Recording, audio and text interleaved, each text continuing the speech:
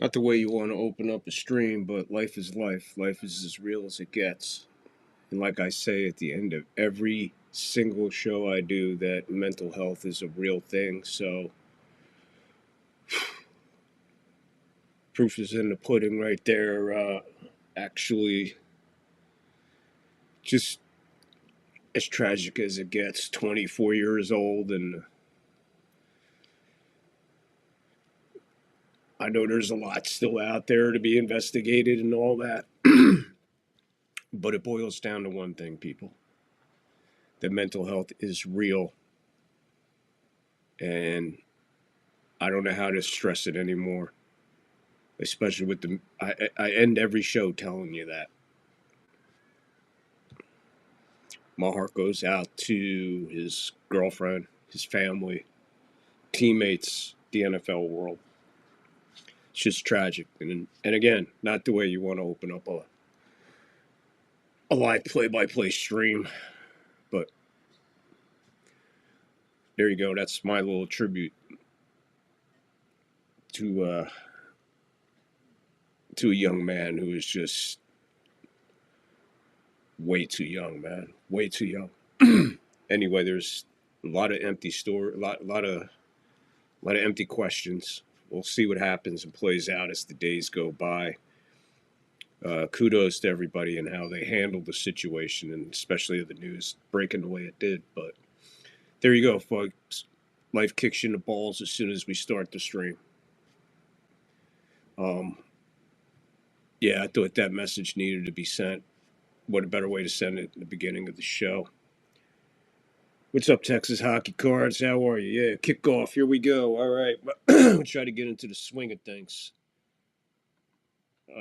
Again, comes with a heavy heart tonight. Whatever the situation may be, a man 24 years old should not be ending his own life. All right, so here we go. All you missed was just a little bit. We got 12:30 and ticking. We're in the first quarter. They just kicked off. It's 2nd and 5. Raiders snapping the ball from their side of the 50. Geno Smith back. He's going to roll out. He's going to slide for the first down. They'll mark him just in front. So give Geno Smith 5 yards, 6 yards, rushing on that scramble. Kind of looked like it was designed that way. We're gonna click under 12 minutes right here in the first quarter. Kind of looked like that play was a little bit designed to go that way. It'll roll out, empty field on that side. So here we go.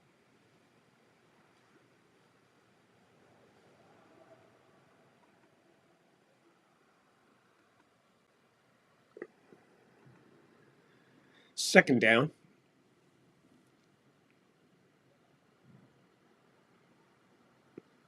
Take a look at things as we go along here. Hard to believe we're entering week 10 already, man.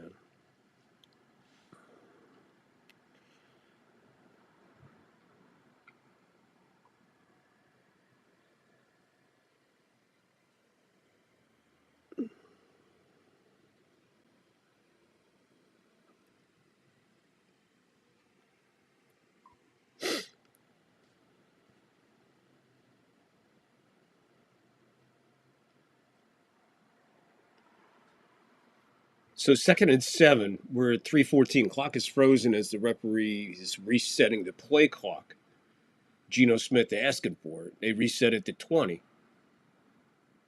Play clock running. Geno back out towards the line of scrimmage now. No huddle. Everybody's at the line. 2nd and 7. Play clock. 11 and under 11:05 to go here in the first. Play clock at 15. Snap. Geno fades back. Flag. No play.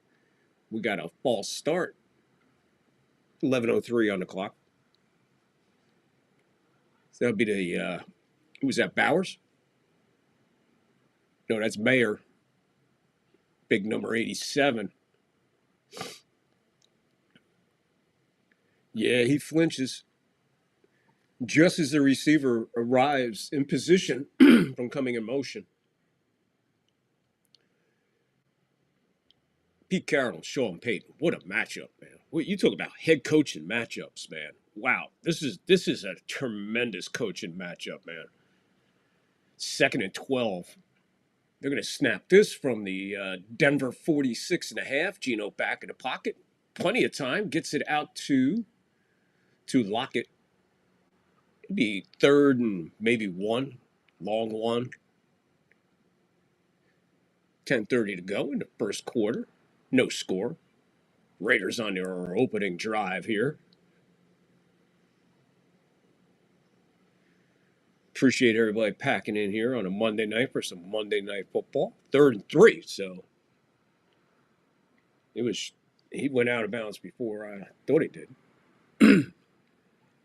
We're about to tick under 10 minutes first quarter. 3rd and 3 from the Denver, look like the 36, and Geno Smith's going to go down in a heap of orange.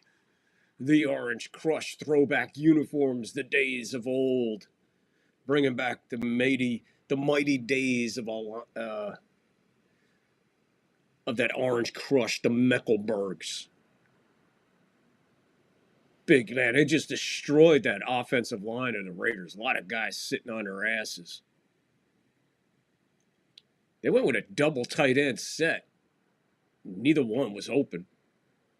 Got to call that a coverage sack. 4th and 8. A.J. Cole back to punt for the Raiders. He'll release this one from about his 48. They'll let it go over his head. It sails into the end zone.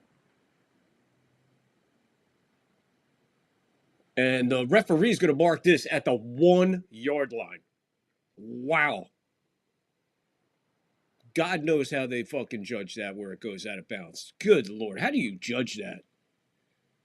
So we're not even going to get a replay of this tremendous punt of the once known coffin corner, which used to be an art.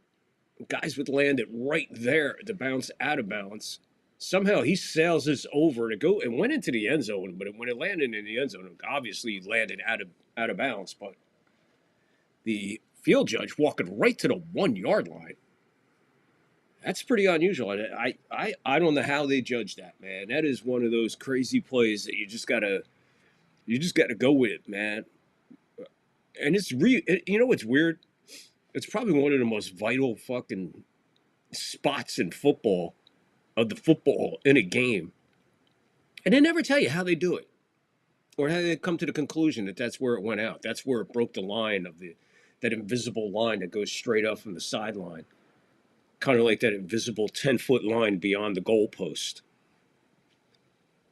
It's just weird, man. And no one ever makes question of it. Or give you an angle so how you can kind of read it as a fan.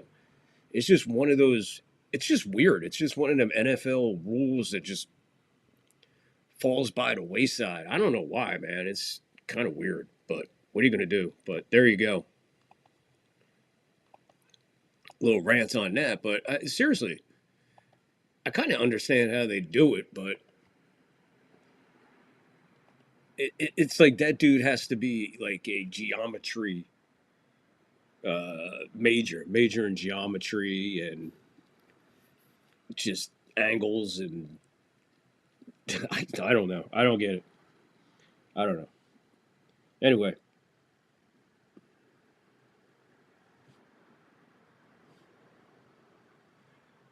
How's everybody doing out there on a Monday?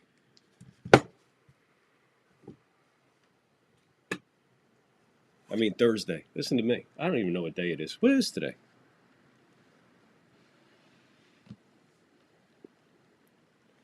What am I calling this? Monday Night Football? Yeah, Thursday Night Football. What am I saying? Monday. I got Monday on the brain because my surgery is Monday. By the way, no Monday Night Football next week. That's surgery day. I will be having surgery that day, so there will be no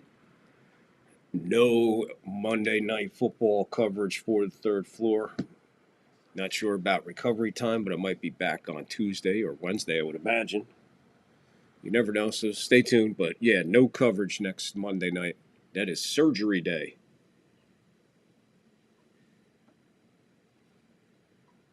Oh God, we got these guys in here already. I guess I'm starting to make it big.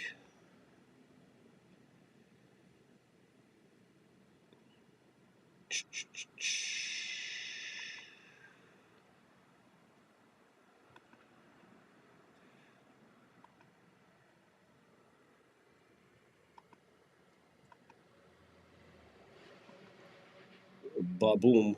Okay. I got no moderators here yet to take care of the old whatever fuck. The trolls. Appreciate the trolls. Their initial comments help, but they got nothing else to do but come in and bother me. What are they gonna do when I reach like 100 subscribers, man? By the way, 18 more for 100. 18 more for 100 on YouTube and 32 more on Rumble for 100. Let's go, guys. So 2nd and 4 for the Broncos as they moved it out to just shy of the 5-yard line. 3rd down for them coming up. That's Dobbins to the outside. He's short of the 3rd down.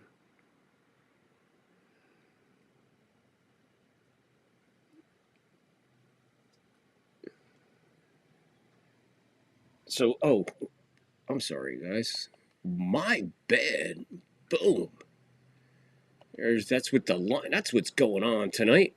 Forgot to do all this stuff because of the crazy opening. They're going to be short of the 1st down. I don't think they're going to mark them. I don't think they're going to mark them of anywhere near the 1st down. It'll be marked short of that for sure. Again, if you missed tonight's opening of the show, I encourage you to go back and at least watch the opening of tonight's show.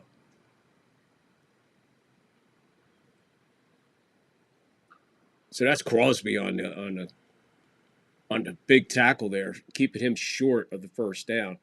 Yeah, he lost a little bit there. He'll be punting from his end zone.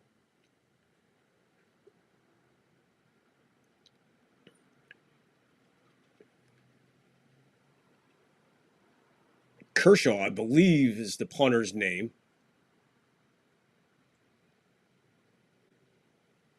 And here comes the ref, and he's got to walk all the way up to the, looks like the 44.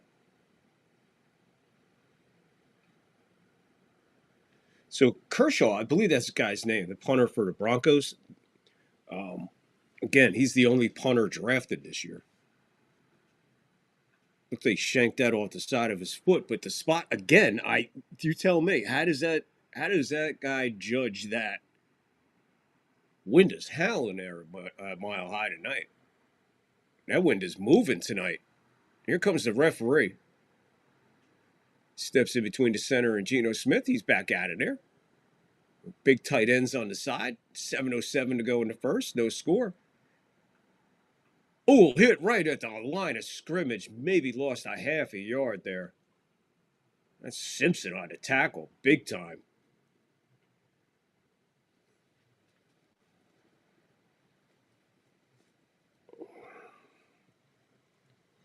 Appreciate everybody hanging out on a Monday night. Thursday night. Again, man, I got Monday night on the mind. 2nd and 10, so he won't lose anything. Man, it sure did look like he lost some yardage there. 6:30 and counting, 1st quarter. Snapping this ball from the Denver 41. That ball's deflected right at the line. 3rd and 10.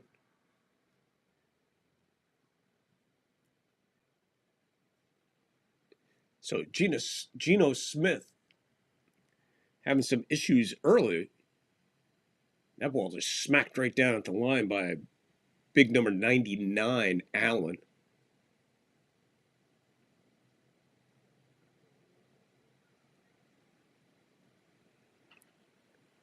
So we have a 3rd and 10. 6:26 to go. Clock frozen on the incomplete. Geno's back. He flips it out to his safety valve on the outside. He's going to get the 1st down as he leaps out of bounds after being hit about a yard short, but leaps out of bounds and gets the 1st down. Give him 11 on that one. That's more set. who is the safety valve for Geno. Just nobody over there.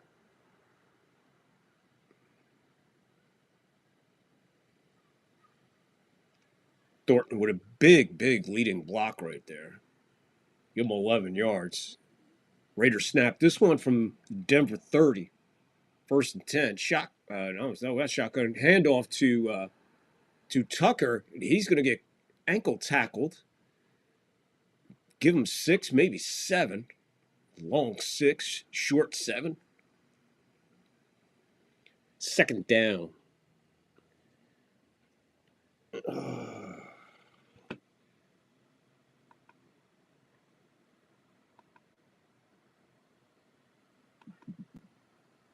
Sorry guys, I got no all the freaking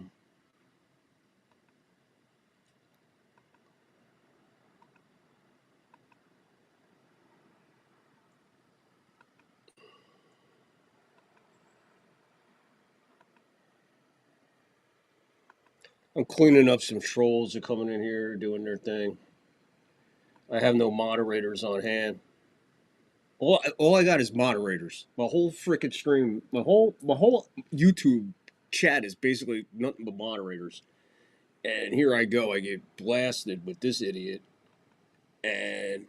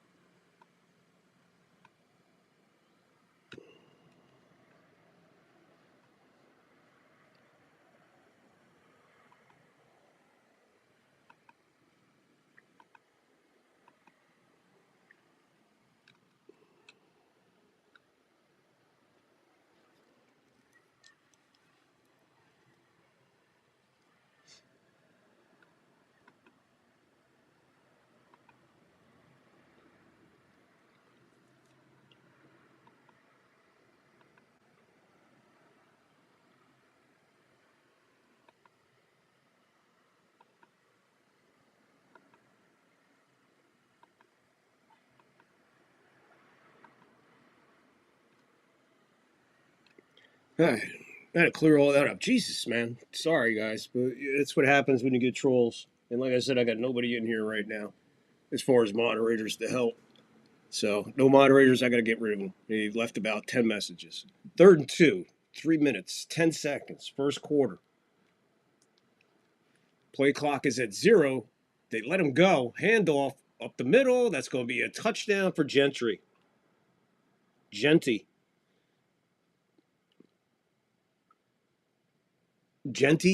Okay. We'll call him Genty.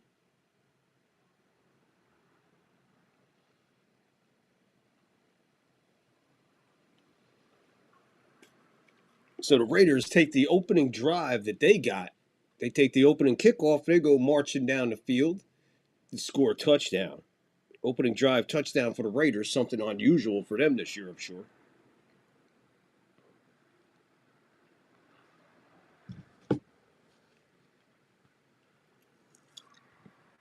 So here comes the extra point with 3:02 to go in the 1st quarter.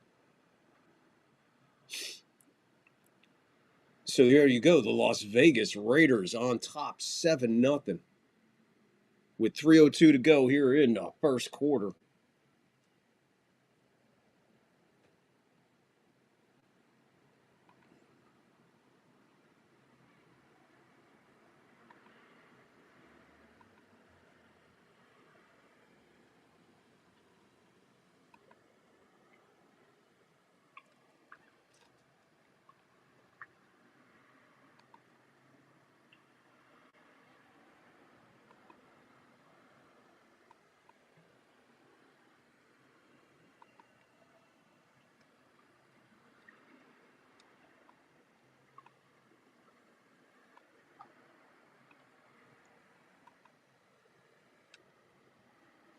All right, what's going on here, man? I gotta refresh this. Apparently, these fucking creepy bastards that come in here and troll you. They caused a little issue with the fucking chat. So apparently I got issues with the chat. So again, they causing issues. Try to get all that shit off of there. Here he comes back. This guy's coming back. So this guy, all right, he comes back. So he wants to be a douchehead. Now I gotta treat him like a douchehead.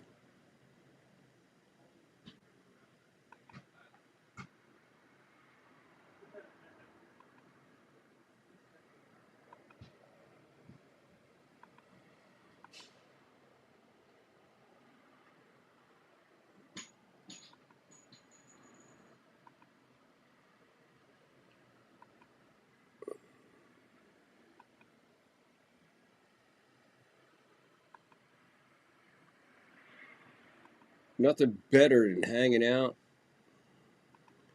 and just clearing the chat of fucking scumbag trolls who just wanna just cause issues. And again, I got so many in here. I don't know what the fuck is going on with this. But my chat won't work.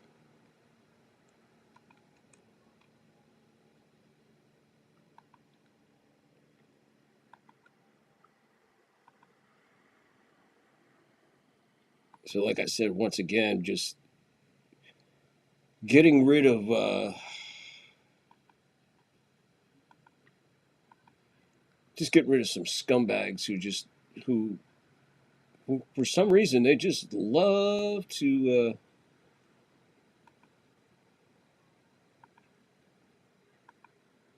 be doucheheads. I guess that's how they get people to come to their channel and pay money. But if you don't report them, then they never stop it. So again, wasting a lot of time here. Sorry, guys, but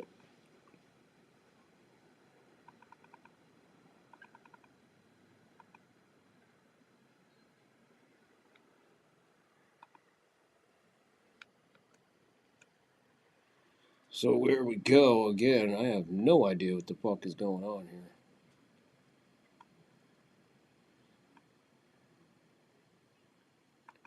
So apparently I got some issue with the chat. I don't know what happened there.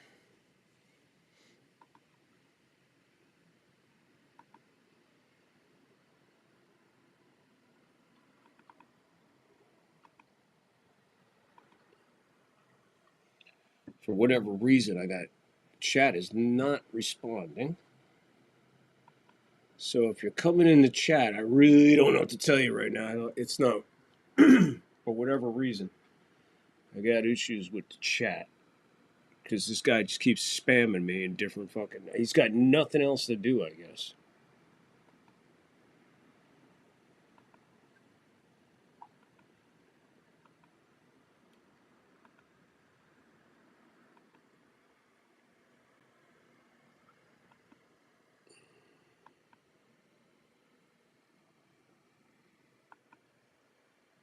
Hold on. I'm almost done. Believe it or not, I'm almost done.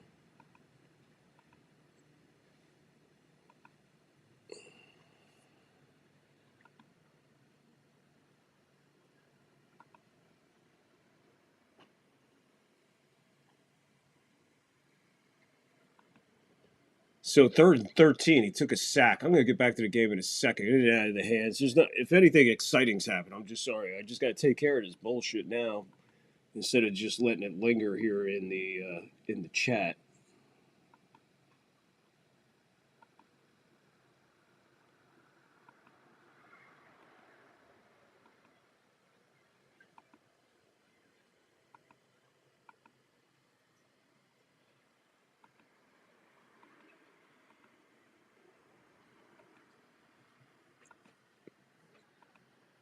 So the Broncos are going to give the ball right back to the Raiders here. First punt was 30 yards. This one a little bit better. He's going to be tackled as he brings it out to about his 43-yard line. Might have to tack some more onto that going the other way because there's a flag in there. Usually it means a block above the waist. See what happens here. 131 to go in the first quarter. It is 7-0 Raiders.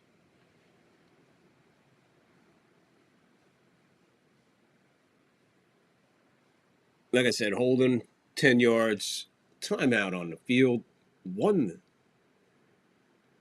So Thursday night in Denver, Mile High.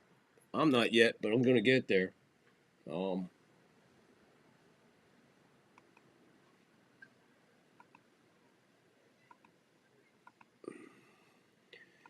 Just making sure all these guys are reported.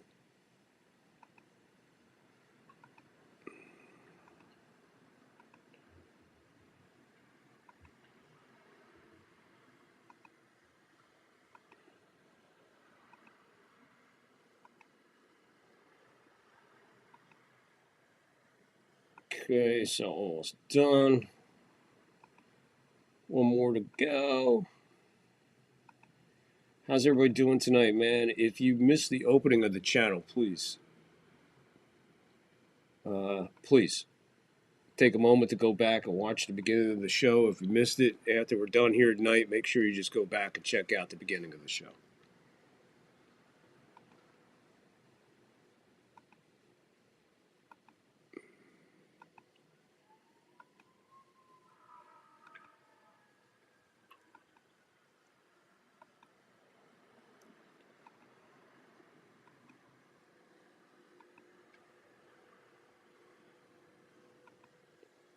Okay, so there we go. Got rid of them fucking cocksuckers.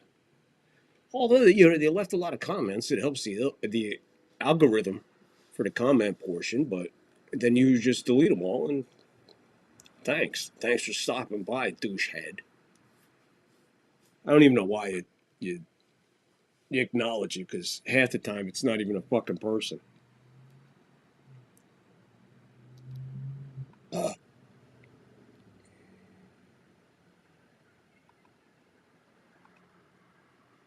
So there you go. All right, not sure what's going on here, but there we go. We are back up there. I don't have to worry about it too much on Rumble. Not a lot of trolls on Rumble, or troll bots, I should say. Greetings to everybody. Appreciate you all for coming in, hanging out. Nothing like little Thursday night football, even though I'm calling it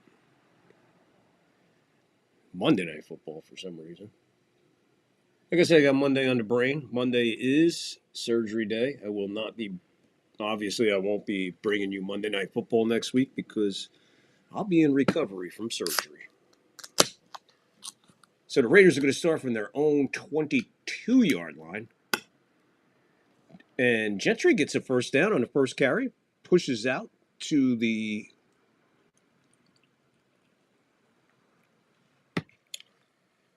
32-yard line on that carry. Another first down. So for whatever reason, Raiders coming into Mile High tonight, and they are playing some football.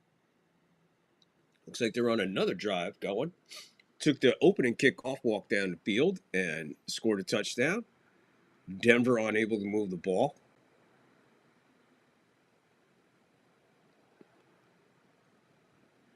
So Gentry, another 7 yards on that. Second down and a long 2.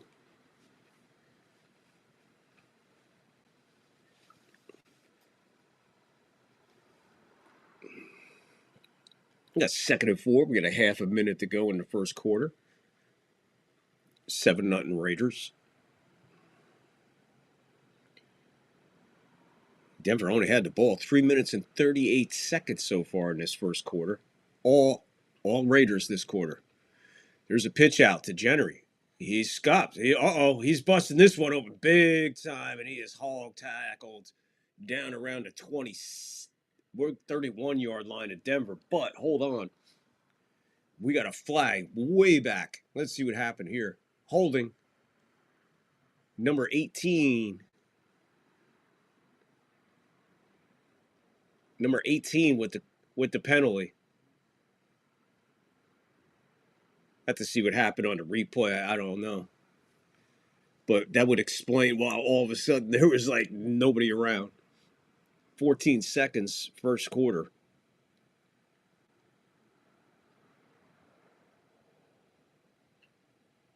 Yeah, he's got him by the shoulder pad, and he's about to. Yeah, he's got him for about 7, 8 yards. And even though Jennery was gone, that's one of the reasons he was gone. 14 seconds, clock is running. So that's going to probably do it for the first quarter. I don't think they're going to try to get another playoff. Good quarter for Raiders as they lead 7-0 here on Thursday night. When we come back for the second quarter, we will have a 2nd and 12 from Mile High, Denver, Colorado, the Rocky Mountain High. What up, people? So what's going on, people? Talk to me. How we doing tonight? Everybody good? And everybody handling life okay?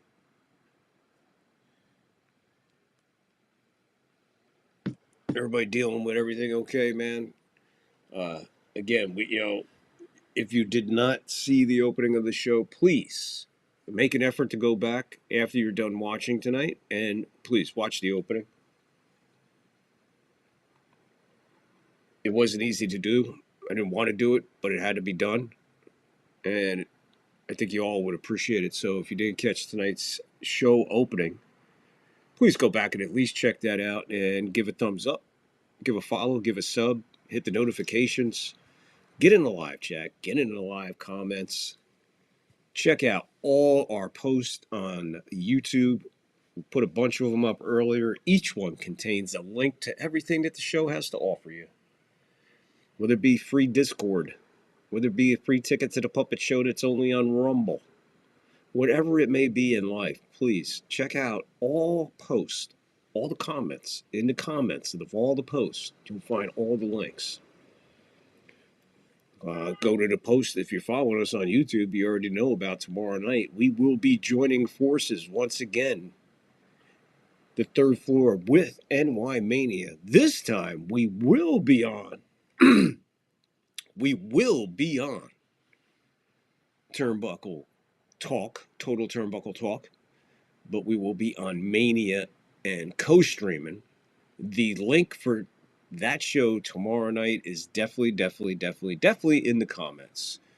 I will put a link into the description here after the show, but you could still get that link if you're on the YouTube. Just go to a post that I just put up, click the comment, and go, oh, there it is. That's the link to tomorrow's night wrestling talk. Don't miss it. You'll get a good taste of TJ and just see exactly how passionate he is about the WWE and professional wrestling in general. Also, you could see how he handles himself. The cat is he's pretty adamant and he's pretty passionate. So there's going to be a lot of chemistry tomorrow, a little chemistry mixed in tomorrow, as I should say. But either way, check it out tomorrow night. It'll be live on Total Turnbuckle Talk and NY Mania. We will be there. I'll be telling personal stories about the great late Bam Bam Bigelow. So make sure you tune in for that. So 2nd and 12 as we start the second quarter, 7-0 Raiders. They'll be snapping this from their own 30. Smith in the pocket. Pocket collapses. He throws it just outside the reach. That's Bowers. 3rd and 12. Clock stops at 14:56 in the half. Last week against Jaguars, Brock had 12 catches for 127 yards and 3 touchdowns. That's a big day. But they still fell a point short and 68 yards short of a field goal. That didn't help matters either by Cam Little's foot. Anything but a little foot. Pocket just absolutely collapses in orange. Under that orange, on top of the green grass of Colorado, is Geno Smith laying beneath Bonito, who gets there first. He tried to get the ball out. It didn't happen. And then everybody unorange jerseys around him fall on top. A lot of guys don't bend that way. Whoever that guy was on the outside, he's down. Johnson is down in right guard. I thought I saw him get rolled up on. Take a look at it here. He's coming backwards right there, 58. And right there, you see that weird, there it goes. That weird back step right there. So you see how he put a lot of weight on that ankle. I'm no doctor, but I can tell you this. That hurt. That fucking hurt. That hurt like a bitch, probably. Wow. What up, people? Who's here? What's going on? Hit the like, hit the follow, hit the sub. It is Thursday Night Football. It is Raiders, Broncos from beautiful Denver, Colorado. I've been to Denver a couple times. Denver is absolutely gorgeous. Beautiful place. Really love Denver, except they ain't really got their shit together yet in Colorado. They're getting there. But not one of those states you want to retire to.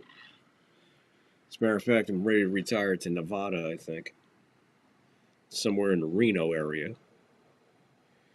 So if anybody out there knows anybody in the Reno area or the Carson City area, and they happen to have a spot for sale or for rent, let me know. I'm in the market. I am in the market.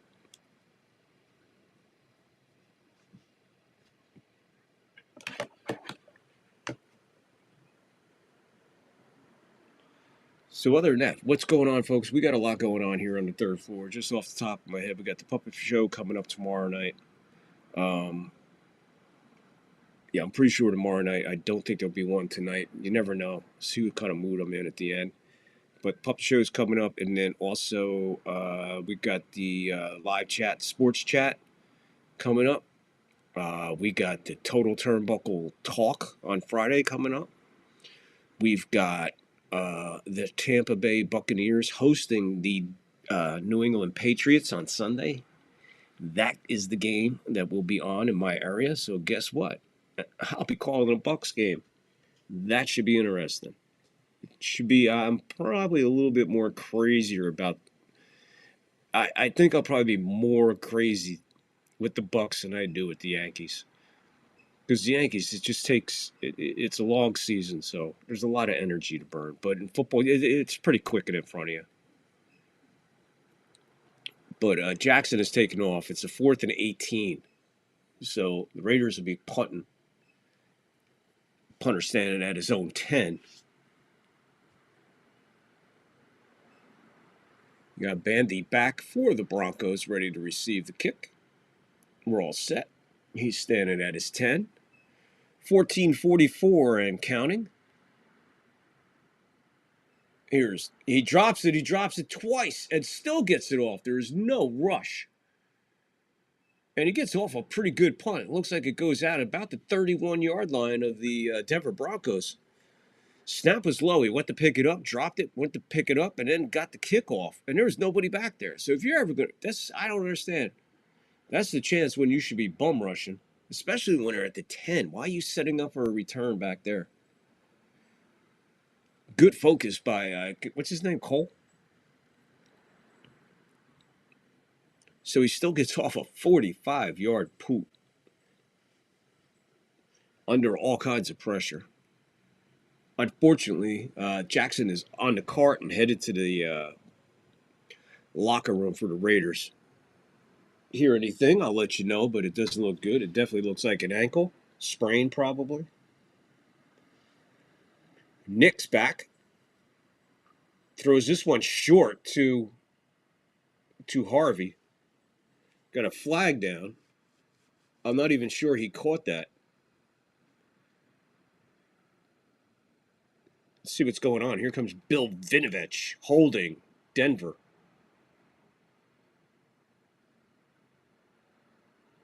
So it looks like the tight ends are having holding issues tonight. So that's a holding call on the tight end Lewis for the Broncos.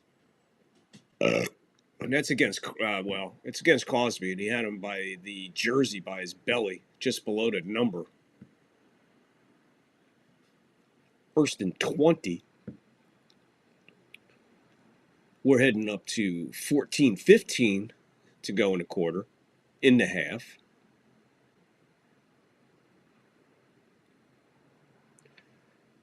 Snapping this ball from their own 23-yard line. Handoff. There's Harvey. He'll bounce out for about 5 yards. Take a little bit of the sting out of that 1st and 20. A little bit more manageable 2nd and 17, maybe. 2nd and 17, 2nd and 16. It'll depend on the spot. Raiders defense looking good, looking strong at the line. For some reason, Denver looks a little off tonight. Not sure why. Home game against the Raiders. 2nd and 16, like I said, give them 4. Snapping this one from their 26. Nix in the pocket. Fires this one out. Almost intercepted. Completely over the head of Sutton. But in and out of the hands of the defense of the cornerback behind him. In and out of his hands. That's Kelly with the ball in and out of his hands. I guess he was more surprised than anything. 3rd and 16. Denver stalling again. Nick's back. Airs this one out towards the 1st down marker, but he's going to be about 2 yards short. Bring up another 4th down. 4th down. 13:05 to go in this quarter. Half. So it looks like a 4th and 3, and Denver's offense is on the field still. Nix is staying out there. Looks like they're going to go for it. Play clock at 18 and counting. They hurry to the line. Referee says, wait a minute, substitution's got to be made. Play clock at 10. Play clock at reset to 24, 25, now counting 20. 4th and 3. 12:30. They're going for a hard count. Trying to draw them off. It's not going to work. 12:30 to go in the 2nd quarter. 8 on the play clock. He backs up. They're going to have to burn a timeout.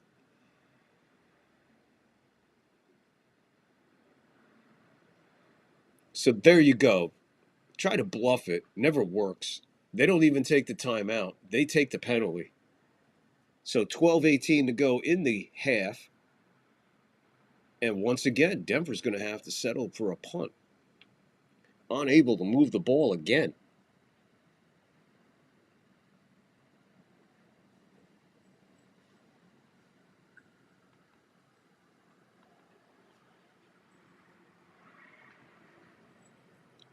Fourth and 8. He'll be punting from about his 25 when he releases it. Standing back at his 21. Snap. Kick. Oh, off the bottom of his foot. What, the top of his foot? It still goes out of bounds around the 27-yard line, 28-yard line. That was one of the ugliest punts in the world. It looked like when he kicked it, it went off the top of his foot. No, it goes off his ankle. So Crawshaw, that's his name, Crawshaw. Crawfish not having a good night with the punting duties there, as he kicks that one off the side of his foot and his ankle. Still got down to like the 29, 28-yard line of the Raiders. I mean, somehow he got a decent roll out of it. 11:59 to go in the half. Raiders lead 7-0. Denver absolutely zero offense. Raiders able to move the ball a couple times, but prevailing to nothing but a punt after they take the opening kickoff right down the field. Score a touchdown and absolutely nothing since. Both teams' defenses are playing very well. So here we go. We're back in action. 1st and 10. It went out of bounds at the Raider 29, so somehow he got it down the field.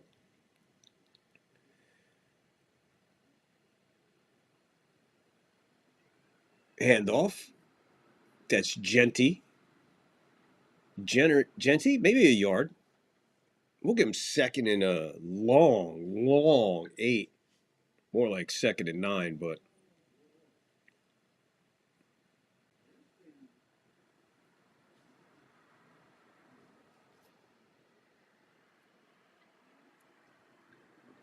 so Cap is going to go in and replace the Jackson, who was injured the previous drive.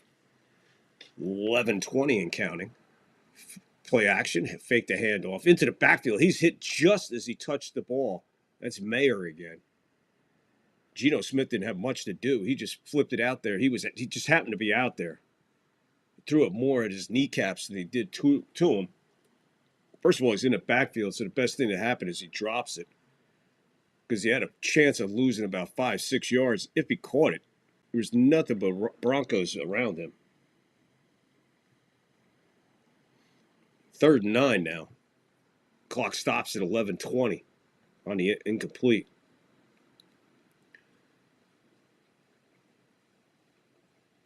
Geno in the shotgun. Pocket holds up. Wide open is Bowers. Bowers wide open over the middle. Number 23, the Broncos going like, where's the help?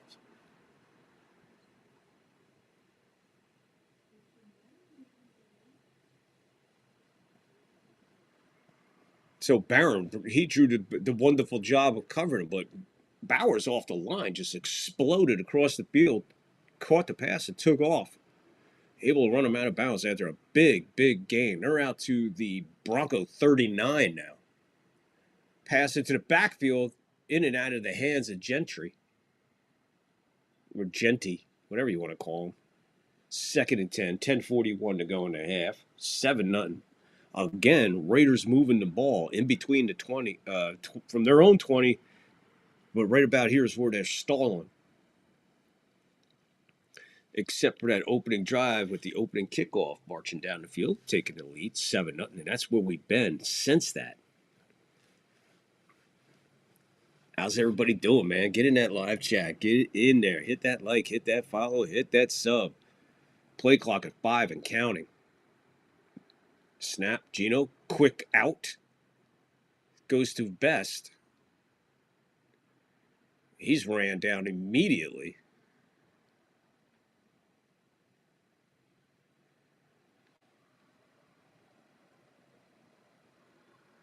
That was Tucker on the pass. I'm sorry. Tucker with the reception. So a little bit better with the distance for first down now here on 3rd. Still 3rd and 7. And we're under 10:05. Snapping this one right at the 36-yard line of Denver. Smith in the shotgun. Bowers comes in motion, goes back to his spot. Shotgun. Here's the snap. Pass. Flag down. Tucker over his head by a mile. We got a hold probably back here. We have an offsides by Denver. Number 0 lined up in the neutral zone. So Cooper. So that'll make it a 3rd and 2. Interesting. Number 0 just leaning too far. So they go from a 3rd and 7 incompletion to a 4th and 7. Now they got a 3rd and 2. Would hope to keep the drive going with a first down. They're going to snap this at the 31-yard line of Denver. 3rd and 2. 9:54. Quarterback sneaking. He is stuffed. If he got back to the line of scrimmage, I'll be shocked. I'll be shocked if he got back to the line of scrimmage. 4th down. I have no idea what that play call was all about. That was terrible play call. You got a 4th and 2, and you're going to go Geno Smith up the middle against this defense? No, come on, man. So they're going to go for it, 4th and 2, 9:20 and counting in the half. We were here on Monday night a couple times with a 4th down. Cowboys able to get nothing. There you go. Geno Smith hit just as he gets rid of it. We got a flag. That's Tucker. Right now he's in the end zone. Nobody's celebrating, so hold on. 9:06 with 2 flags. 2 flags on the field. We got holding on number 10. Pass interference, sorry. Offensive pass interference, which is 10-yard penalty. So he's going to come out, and he's going to, yeah, he comes in contact. It's that pick rule. He was nowhere near 3 yards off the line of scrimmage. I mean, that's how the guy gets wide open on that play, because he collides with him just as he's guy's going to cover him, and he's like standing right there in his path, and you just can't do that. So there goes the Raiders' drive, which was looking good, and it stalls on a 3rd and 2. Geno Smith up the middle, which was crazy, and then a 4th and 2 holding call, and Cole kicks this one. Got a lot of leg in this one. It hits at the goal line, and it goes out at the just shy of the goal line. His first kick went to the 1-yard line. Okay, folks, this one hits at the goal line and goes sideways out of the unbelievable. It goes out at the half-yard line. Look at this. This is crazy. Wow. Right at the half-yard line, 2 coffin corners. That time they showed us the replay. I wish they showed us the first one. I think the first one was, we couldn't tell because the ref came running in, but that one was clear as a bell. And how he got that ball to bounce at the half-yard line, sideways out of bounds, and not forward into the end zone. Great punt there by Cole. But what's up with the play selection there, guys? What do you think about that play selection? I thought that was pretty bad. Why would you go Geno Smith up the middle on a third and 2 after you just had an offsides penalty that helps you out with 5 yards? Why would maybe go outside to Gentry, a lateral to Gentry, or a quick pass over the middle, something? Geno Smith up the middle, and that was a long 2. That wasn't like it was 2 yards. That was a long 2 yards to get that first down. And he got stuffed. He got stuffed. And I think they marked it back at the line of scrimmage, but I don't know. It was pretty tight there. Either way, it's all irrelevant. They had a punt because of the holding call. So there you go with the holding call. So get in there and hit that like, hit that follow, hit the sub, get in the live chat. Let us know who you are, where you're from. Unless I already know you. Other than that, appreciate you coming in, hanging out with us on a Thursday night football. Not too much coverage going on Thursday night, play-by-play, NFL style. We do. And we'll be here Sunday with the Patriots visiting the Bucks in Tampa. That's a 1 o'clock East Coast, 10 o'clock in the morning out here. So I'll have to be up quite early to call that one. No problem, though. You'll be having your coffee with me. I'll be having my coffee with you, rather. Because it'll be breakfast time out here. So we'll be having coffee while calling that game.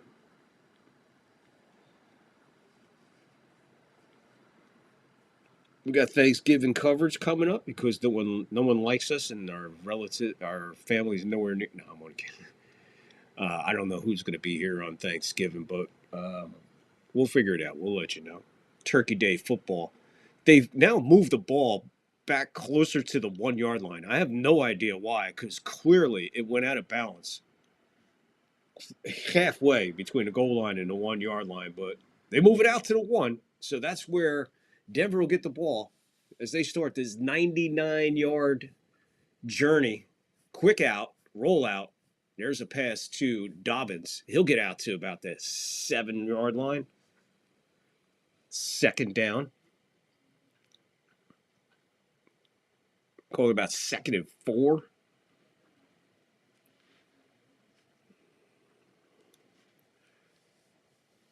Second and 3. Give him 7 on it. I see the spot now. Okay, the spot is now closer, right at the 8-yard line. High snap, quick out the other way. And Franklin, that was disaster from the beginning because he threw it right to Franklin, who caught the ball about a half inch away from the guy who was blocking somebody. And the guy he was blocking just reached out and grabbed Franklin. They fall down a yard short. It'd be 3rd and 1, but where you going? He just runs into this It's just crazy. And he just falls forward. But 3rd and 1.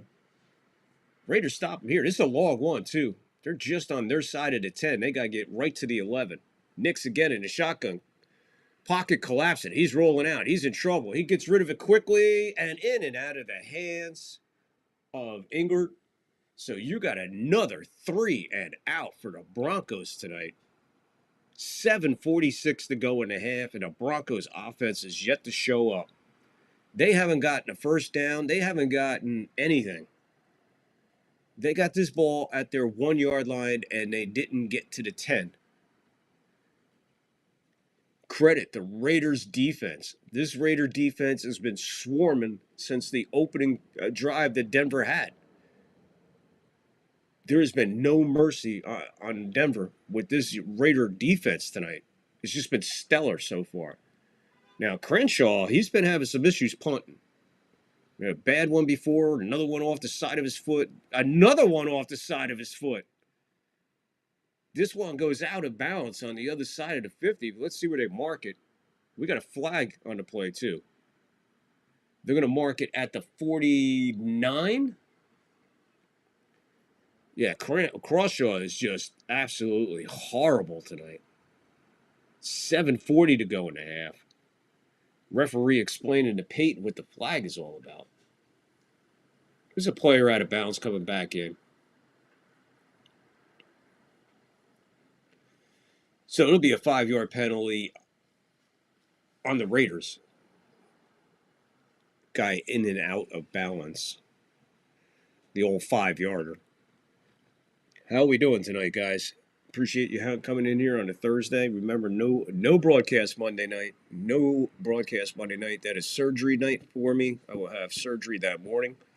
So I won't be able to bring you Monday Night Football, Eagles, Packers. But we should be okay in a couple days after surgery.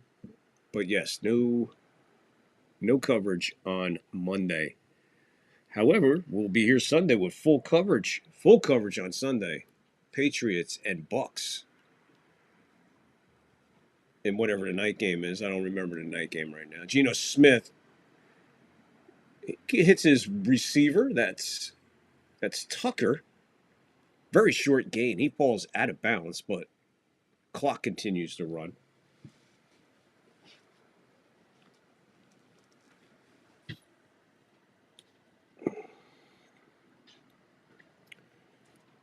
Denver's offense is really, really struggling. They're averaging 4.3 yards a drive, let alone 4.3 yards. Oh, he's out of bounds.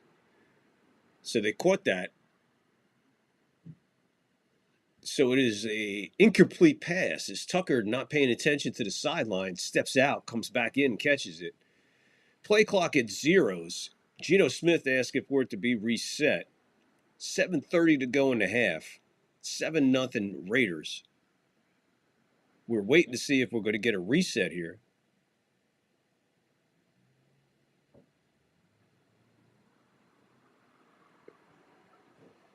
So that would make it 2nd and 15. No, 2nd and 10. How's it a penalty then? I don't know. That's fucking, I don't know. 2nd and 10. Oh, look at this. In the backfield. Benito on Bowers. Loss of 5.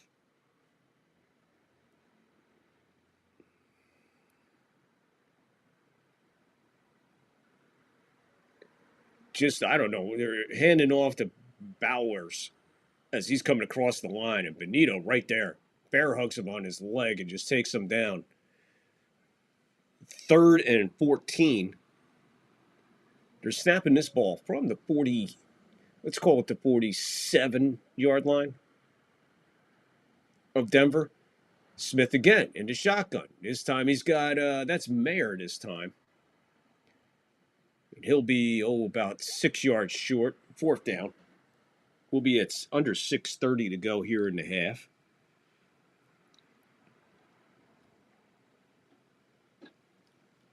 Even crazy with the situation's been. Both teams still have 3 timeouts. You got a 4th and 5. We're ticking under 6:15. Here come the Raiders. They're going to go for it on a 4th and 5 from the Denver. Oh, let's call it the 38-yard line of Denver, right on the nose. 4th and 5. Play clock is 1. Snap. Here comes the blitz on the outside, and he's going to go down in a heap. So the best situation for the Broncos to happen is a blitz from the outside as it takes down Geno Smith for a loss.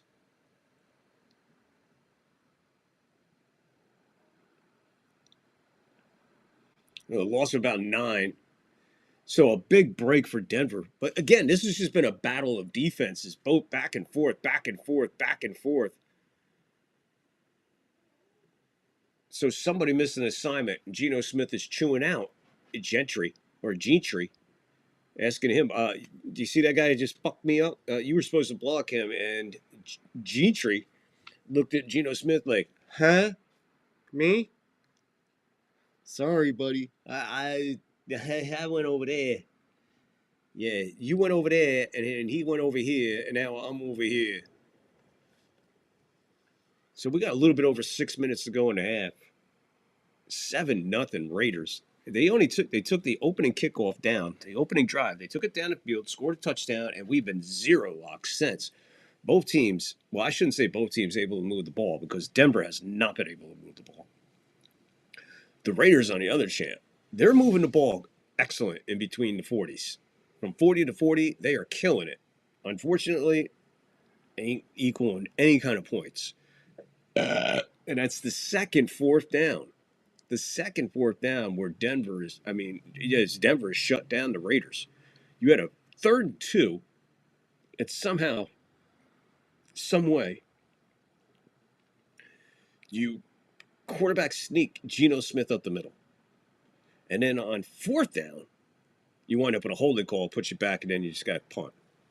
That's the first one. The second one here, again, going back in the shotgun, on block, blitz from the outside, just swallowed them up at about the 48 of Denver. So that's where Denver is going to get the ball at their own 48 with a little over 6 minutes. 3 timeouts apiece for both teams.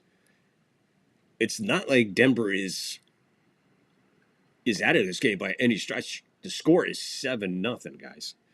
But right now, the way Denver is playing, it's almost like being 28-0. Their feeling of like, what are we doing here? It feels like we're losing like 28-0. If we score here, does that mean it? Yeah, it means we tie it. But holy cow, we just can't move the ball. Literally.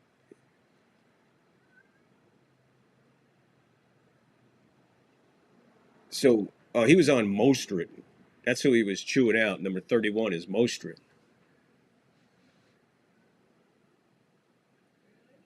So after blowing up, Geno goes back towards Mostert and starts high-fiving his guys and just saying, look, man, hey, there's nothing wrong with being passionate, man. It really isn't. And when you're playing football, man, that's a different level of passion. So now they're going to mark this ball at the 47, like I said. Fake handoff. No, he did hand off. And finally, 13 yards for Dobbins on the outside for Denver. 1st and 10. 5:40 and counting in the half. That was a really good play handoff because I thought it was a play action pass to the outside, but he took off and I was like, holy shit, he got the ball. So good handwork by Bo Nix. Fooled me. So now they're going to snap this ball from the 40 of the Raiders. Nix is behind center. And he's going to hand off to Dobbins again. He's going to spin, and get about a yard and a half. Flag on the play. We are at 5:13. Clock stopped with the penalty. Number 82, offensive holding. So tight ends on both sides are doing a lot of holding tonight because it seems like out of all the penalties, I think at least 4 of them have been on tight ends holding. So we'll have to keep an eye on that.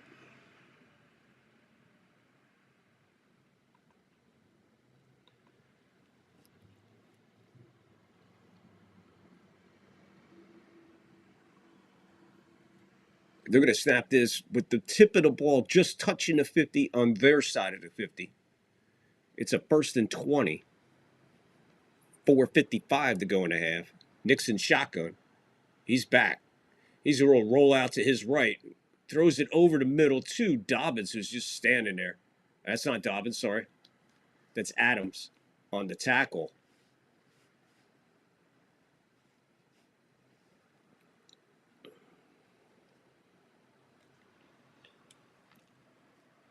That was not Dobbins, I'm sorry.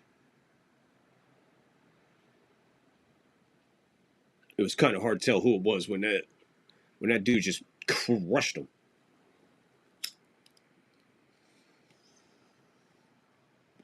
Second and 18. Back in the shotgun. Nobody. He's rolling out. Throws it. First down. That's Bryant, and he's going to get a big, huge gain. Bo Nix rolled out, ran towards the line of scrimmage, and jumped just before he crossed the line of scrimmage and hits him downfield.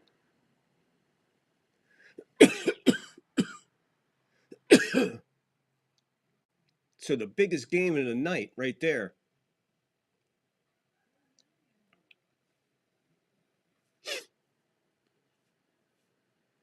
So Bo Nix to Bennett for a big gain right there. 1st and goal. Under 3:30 to go in the half. In the shotgun. Pass to the outside, and that's Harvey. And Harvey will get a little busted up there. He'll lose a yard. 2nd and goal. 2nd and goal. We're going under 3:10 to go in the half. Stay tuned for that Angus clip coming up at the 2-minute warning.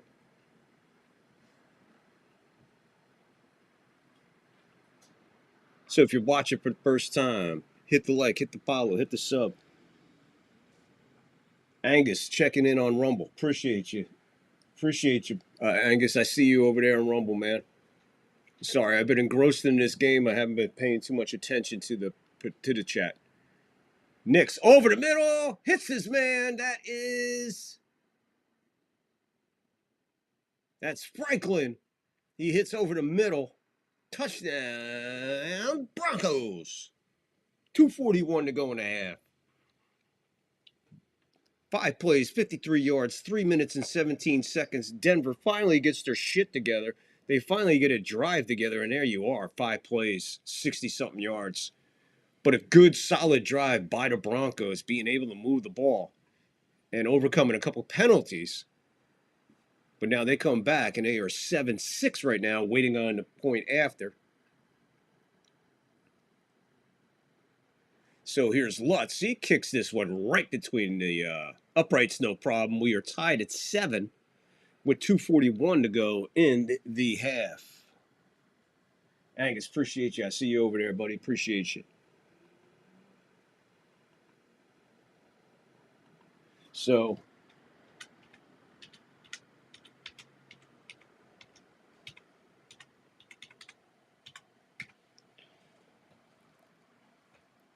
what the heck is going on here?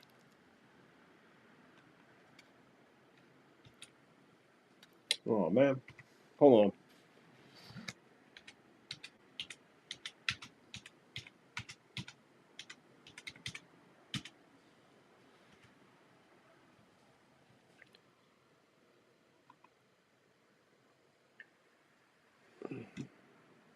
I got a major issue going on with the chat here on YouTube. I have no idea what the problem is on YouTube with the chat.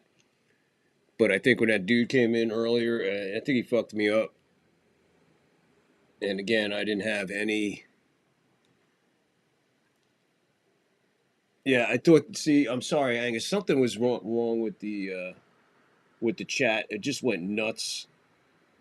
Chef Mick in the house. What's up, Chef Mick? Yeah, I just had to reload YouTube to get the chat up. 2:41 to go in the half. Stay tuned. In 41 seconds from now, football time. Not football time. 41 seconds from now, we will have the 2-minute clip, our Angus clip, because Angus is in the house here. It's his clip. It's his idea. His idea was, hey, you do a 7th inning stretch clip. What are you going to do for football? So he suggested do something for 2-minute warning, and we do. And we call it the Angus clip. And then we have a halftime show for you. And again, guys, if you're just coming in, please, by all means, if you're just tuning in, after you're done here, please go back and watch the opening of the show. It took me a little bit to do, and there's a great message there. 1st and 10. Geno Smith in trouble. He's going to go down. Is this going to be a sack? See where he got him. We're going to mark it. We got 2:36 to go. Denver taking a timeout. They smacked it. He's going to go. Yeah, that's going to be a sack. So he'll be just shy of the line of scrimmage. So that'll go down as a sack there. Yeah, I see. Where? In here or where? You took down spam here. Yeah, I was loaded earlier on, man. And since then, the chat's been all fucked up. So I apologize to anybody who's been in here for a minute going, why ain't he talking about to the chat? I'm talking to you now because, hey, Angus is here to save the fucking day. Angus double dutying it. He's over on Rumble. Now he's back here on YouTube cleaning up the mess. Chef Nick, thank you. I appreciate you being in the house. How are you tonight, man? How are you tonight? Hand off up the middle. He runs into a bunch of orange. So 3rd down. 2:31 the clock is stopped.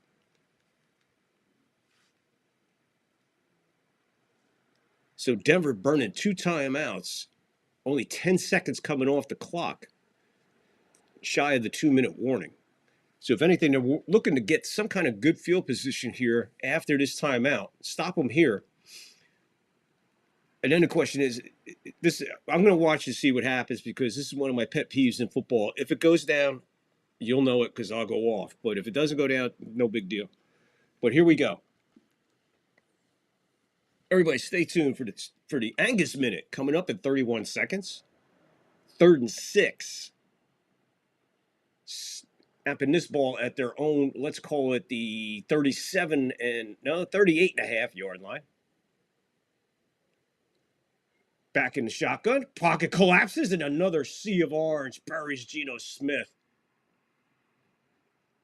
So Benito there, Allen there. Now 2:20 and the clock is rolling.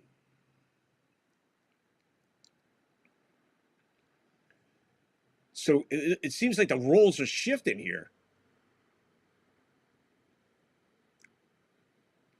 The Raider offensive line moving backwards. They look like there was a snowplow of orange in front of them, just moving that snowplow back to meet at Geno Smith and bury him. 2-minute warning. We're going to go to the Angus clip, and then I'm going to go off because this is one of my biggest pet peeves. Anyway, here's a 2-minute warning. The Angus clip. Enjoy this. The Chicago Bears are on top in the NFC Central Division largely due to the efforts of this man, running back Walter Payton. But last weekend, before Payton played a significant part in the game against Los Angeles, the Bear defense first went out and laid down a few ground rules.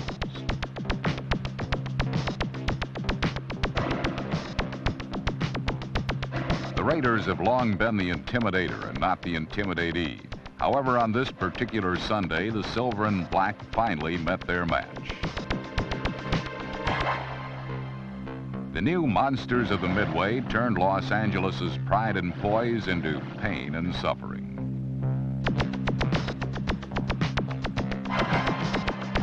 Chicago recorded 9 sacks, with number 95, Richard Dent, in on 5 of them.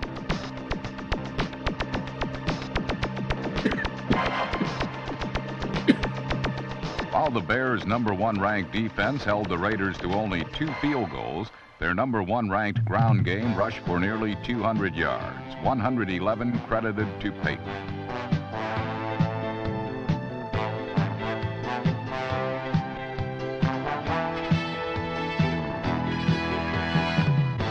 Not only were the steel-jawed, blood-and-guts Raiders outmuscled, but to add insult to injury, they were outscored by a player affectionately known as Sweetness.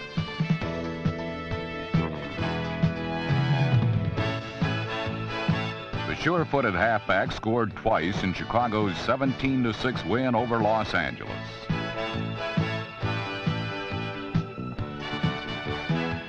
While the first-place Bears were securing their third consecutive victory, there were two big winning streaks on the line in Denver.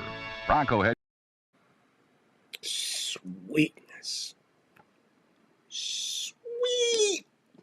Sweetness. Right, Chef Nick? Just a touch of sweetness. Right? When you're doing that special dish, you got to make it a little sweet. You sprinkle what, Chef Nick? You sprinkle a little Walter Payton in there. Hope you enjoyed the Angus clip. 2 minutes to go in the half. And it's on to halftime. I got a nice halftime set up for you. Once again, if you're just joining us and you're coming in a little late, when you're done watching the show, please go back and watch the opening of the show. I'm sure you'll, not enjoy it, but you'll appreciate it. Big punt here. Denver's going to get the ball at their own 27, 28-yard line.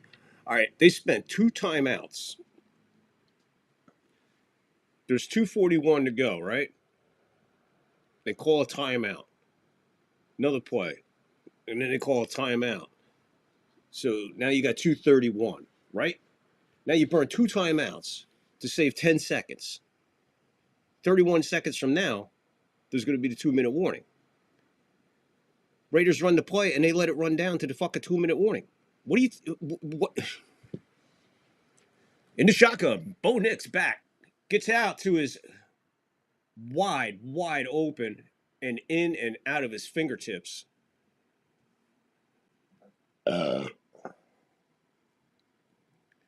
Nix had the guy. He was like right there. Just let him a little bit, but still, you got to make that catch. It's right in your fucking hands. And that's Bale. I don't know who that guy is, but let's get him off the field and not throw to him anymore. 2nd and 10, 1:45 to go in the half. Play clock under 10. Play clock at 5. Nix back. Quick pass outside. He hits his receiver. He's going to be about 3 yards short. That's Ingram. So 3rd down, 1:30 in count, and 3rd and 3, snapping this ball at their own 34-yard, 33 and a half. Nix back again. Pocket collapses over the middle, hits his man wide open there. Well, not wide open. Well, yeah, he was wide open. That's Bryant. No, a late flag. Play. Oh, man. Nice pass. Nice catch. Nice penalty. 1:21 to go. Clock is stopped. This one's going against Denver. So we got offensive pass interference. So Bryant, the recipient of that catch, no wonder he was open. That's why I said he's wide open. He was wide open for a second, but oh, there's why. Didn't see that before. See how he is wide open? That's why he was wide open. The Muhammad Ali stiff arm to the guy's jaw. So now we're going from a 3rd and 4 to a 3rd and 14. Back at their own 23 and a half now. Nix in the shotgun, takes it. Pretty good protection. He's going to step up. Throws. And that's good enough for a 1st down to Sutton. 1st and 10. They'll keep the sticks, move the sticks and keep the ball moving. We're going to dip under 1 minute to go here in the half. Boom, we were under 1 minute. 1 timeout, now a false start. Back them up 5. Everybody with their hands out. Like, what the fuck? So all of a sudden, laundry becoming an issue here. D. Scarella, I just seen that you're in here too, man. Sorry, something weird about the chat tonight. Not sure exactly what's going on with the chat, but it seems like we're doing good now. So the false start, clock will start on the whistle. We have 48 seconds left in the half.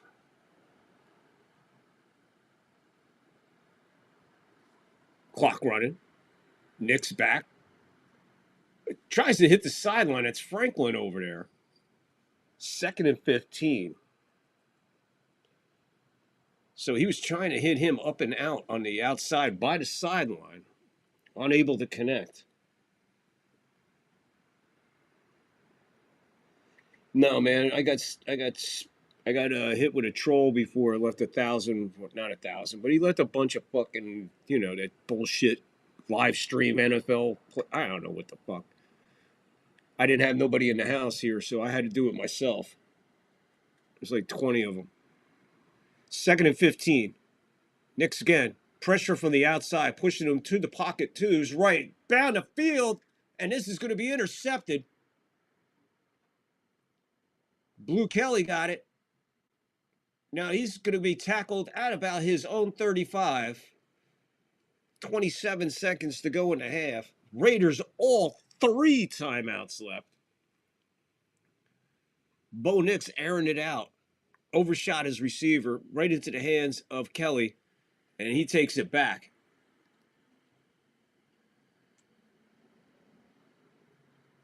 He just chucks it up there. And he's going to come back a good 20 yards.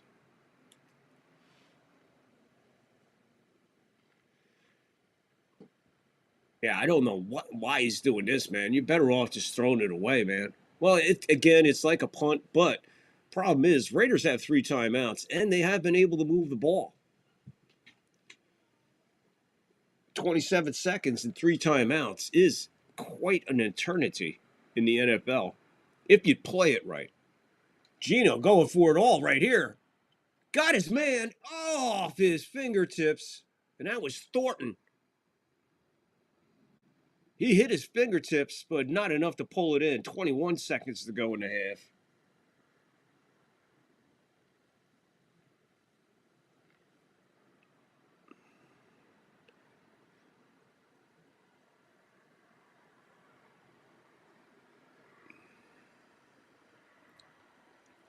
So Geno not wasting any time. He's trying to get in the field goal range right away.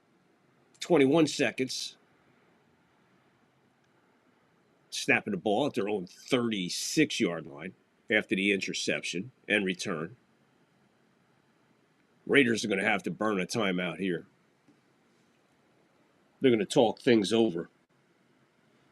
Geno coming to the line, not liking things, so a quick timeout for the Raiders. Yeah, D Squirrel, I don't know, man. Some fucking idiot came in here and hit me up with the, click here for the free NFL, whatever. But the problem is he left 10 of them. I got rid of them, reported them, but it is whatever.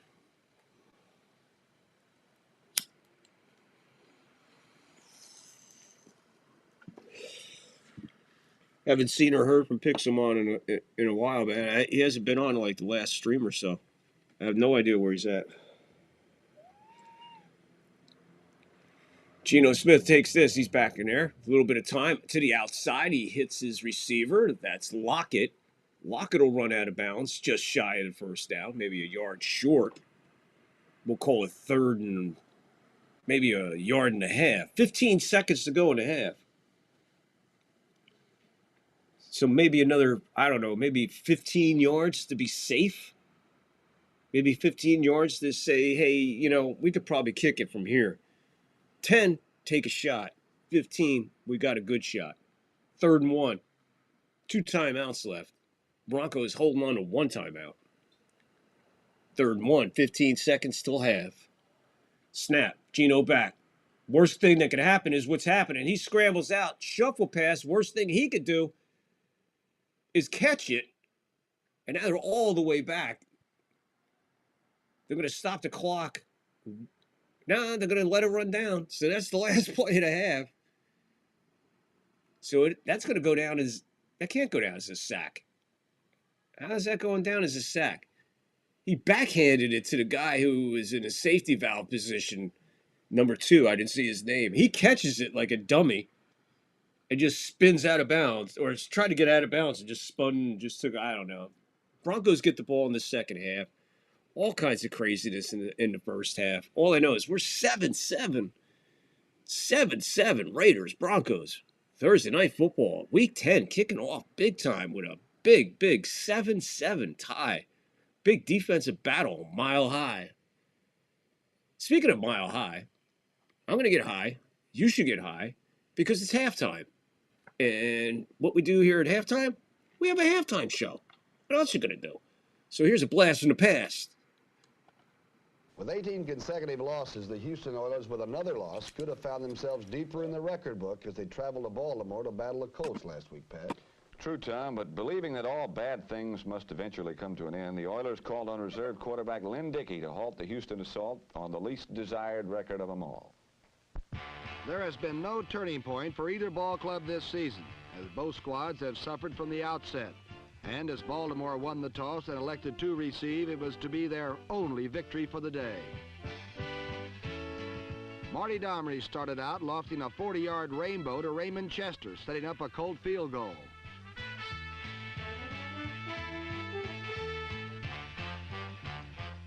Lynn Dickey, starting his first game in 2 years for Houston, made an impressive debut.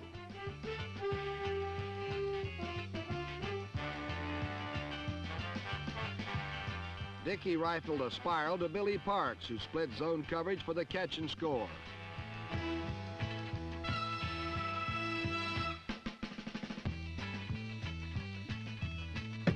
The Oiler defense followed the offensive aerial show as Guy Roberts made a leaping interception of a Domrey's pass.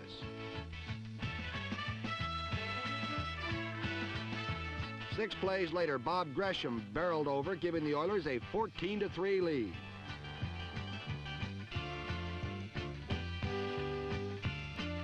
Mistakes became a habit for the Colts, and the Oilers were quick to take advantage.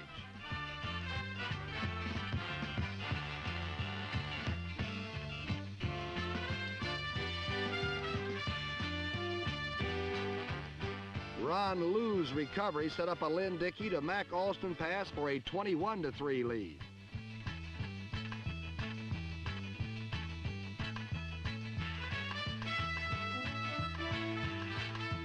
The Oiler defense rose to stop a late first-half rally as Greg Sampson pressured Domrey's, allowing John Matusak to sack the Colts signal caller, preserving the Houston lead at half.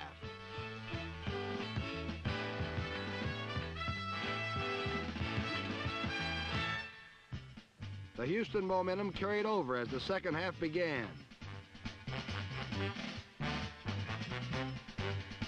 However, with a bounce of the ball, the tide changed in a hurry. Stan White's interception in return for the touchdown brought the Colts back into the game, setting the stage for a furious Baltimore rally. On the following series, Fred Willis fumbled the lateral, which number 83 Ted Hendricks recovered. Hendricks' jaunt was called back, as you can't advance a lateral. However, 6 plays later, Domrey threw to tight end John Andrews for the score.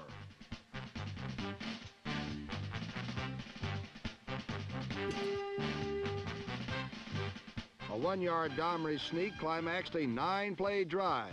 The big game coming on a 36-yard shot to Glenn Dowdy. Tied up at 24 apiece, the Colts maneuvered into field goal range on a 47-yard pass to Cotton Spire.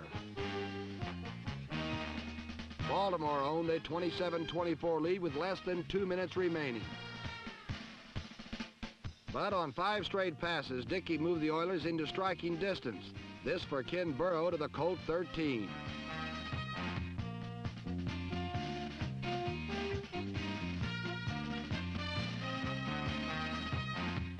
Dickey then pumped left and threw right, this time to Fred Willis on the screen.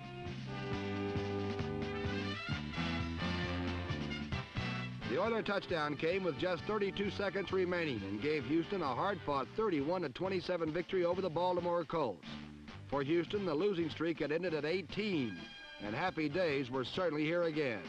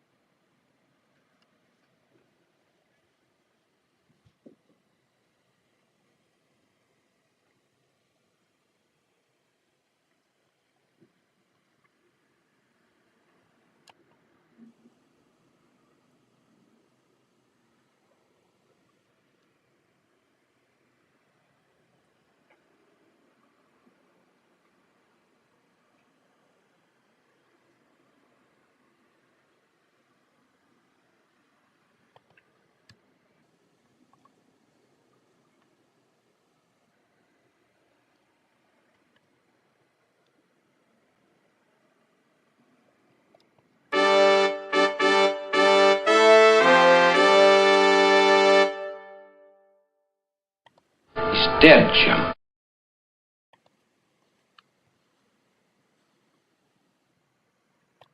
I am not an animal. I am a human being.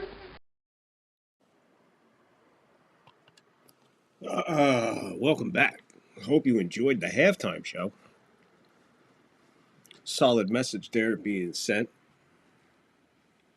Again, I opened the show. If you didn't see the beginning of the show, please take a minute after you're done watching this and watch it, the opening. I'm sure it's 4 minutes that'll 4 minutes that'll touch you. Put it to you that way. It wasn't easy to do. I didn't like doing it, but I did it because life is so fucking real. And life just has a way of just kicking you right dead in your fucking nuts. Whether you're ready for it or not, doesn't matter. There comes Luna. Yeah, it's very upsetting. I don't know, man. 24, man. I was having a lot of fun. I wasn't making millions, but I was having a lot of fun. And 24 is way too young. So, again, I hope you enjoyed halftime. Enjoyed bringing it to you. I hope you enjoyed the Angus clip at the 2-minute warning there. We got one more Angus clip tonight coming up at the 2-minute warning of the end of the game, or regulation, as you would like to call it. So stay tuned. Still got one of them coming up, and plus more. We're always doing something crazy up here on the third floor. You can honestly say that. So aside from that, halftime 7-7. Absolute battle of defenses first half. I enjoyed that. I enjoy defense, so it's good watching the ball moving between the 40s. For the most part, that's just the way it is. Enjoying that very much, especially tonight in an old-time rivalry of the AFC West days. Yeah, they're in Vegas, and that's just entitled. It's still the Raiders, and it's still the Broncos, and you just can't take away that rivalry. It's been forever. Since their existence, neither team likes each other. They've played some epic games over the years. And forget it, it's just a who's who in football when you start breaking down the overall matchups of the history of the Broncos and Raiders. It would be a whole nother show. Lockport, what's up, Lockport? How are you tonight, buddy? Thank you for stopping in. Appreciate everybody stopping in on Thursday night. Please remember, no show on Monday. No Monday Night Football coverage. That's surgery day. I go under the knife and then I go on the IL.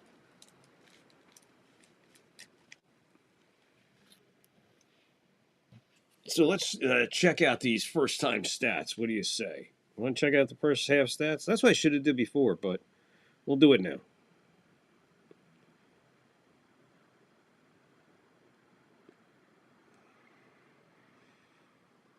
Boom. So let's see what we got so far. Geno Smith is 12 for 18 for 94 yards, no touchdowns, no interceptions. Right now he's at 79.4 is his rating. Bo Nix 9 for 15, 101 yards, one touchdown, one interception, and he's at a 74.6. Genchi 10 carries, 35 yards, one touchdown. J.K. Dobbins 4 carries, 22 yards, no touchdowns. Brock Browser 1 reception, 31 yards. Troy Franklin, 3 receptions, 22 yards. Here comes the kickoff. Takes it out. Flag. Let's see what happens here. Flag on the opening kickoff. So you got holding on Denver already. So they're going to start off in the hole, taking the ball in the first half. Second half here. Appreciate y'all. So not a good way to start the second half. Opening kickoff and you're back 10 yards after the return. First downs, Raiders 7, Broncos 4. Third down efficiency, Denver 1 for 5, Raiders 4 for 10. Fourth down efficiency, Raiders 0 for 1. Denver didn't go for any. Rushing yards 44 for the Raiders, 24 for the Broncos. Passing yards 68 for the Raiders, 92 for the Broncos. Total yards 112 for the Raiders, 116 for the Broncos. Totally even, as you can see. And let's see, penalties. Raiders 5 for 35, Denver 7 for 50. And time of possession, Raiders 17:52 and Broncos 12:08. All that equals 7-0. And you got movement before the first snap here, so they can't even get a playoff. They can't even get a playoff right now.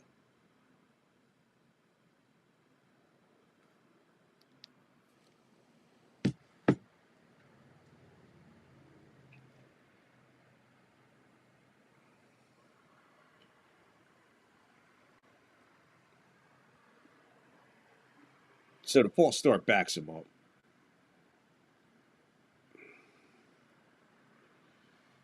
So I said, they already got 9 because you had 2 more. So they had 7 then. Now they got 2 more already. And now they finally get a playoff here. Second down, they hand off. They said Dobbins just fell forward for maybe 2 yards. So it'll be second down and we'll call it 8. I have to see where they spot this.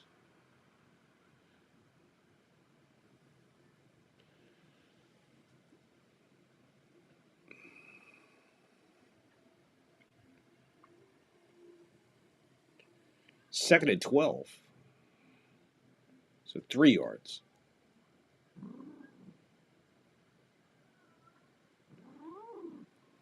See, he's in his end zone. He throws it out of the end zone. Falls short of Harvey.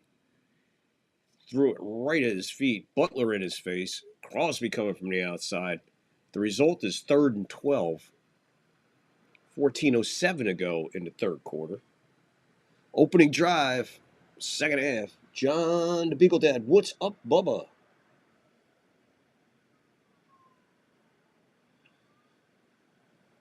Thank you, Angus. I appreciate that, man. It should be a couple days, to recover completely, I guess. That's what they're telling me, man. But I don't know, man.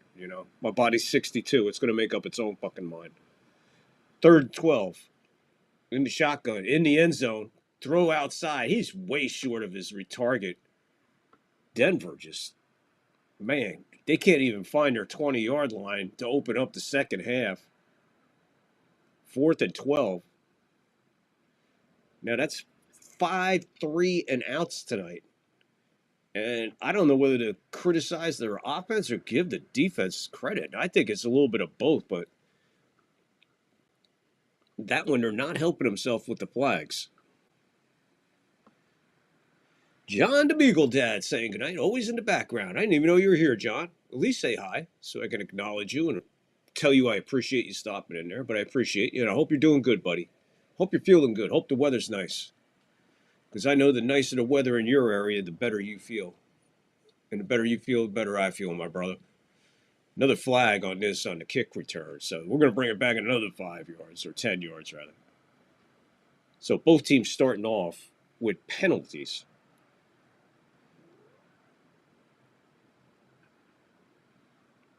So that would be a 10-yard penalty. And here we go with their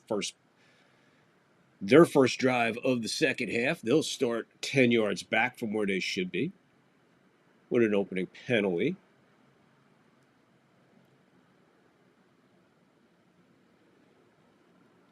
Well, I definitely am going to take my time, Angus. I can't mess with the healing. Specifically the elbow. I got to be cool with the elbow and not fuck it up. So that's crucial. The hand shouldn't be too bad, but the elbow is the crucial one. So 13:50 to go here in the third quarter.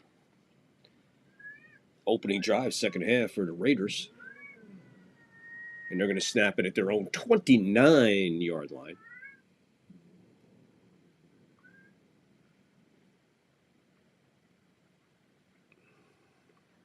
Play clock at 4. Up the middle is Gentry, or Gentry, whatever you want to call this guy. Feel free, ladies and gentlemen.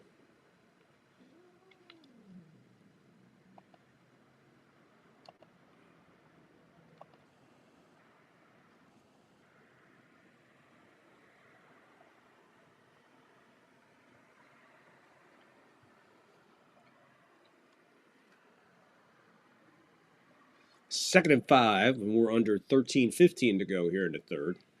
Hand off of the middle, stutter step in the back, hits him right at the line, but he still spins out for 3, maybe 4. Third down.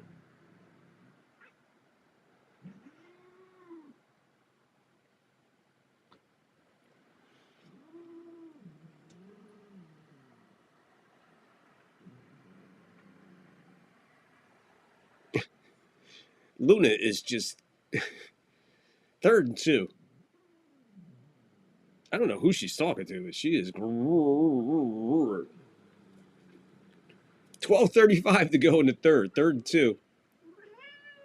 Denver showing blitz from the outside. See what they do. Geno Smith, play clock goes to zeros. They have to take the first charge timeout. So Pete Carroll did get the timeout credited just as the play clock was going double zeros.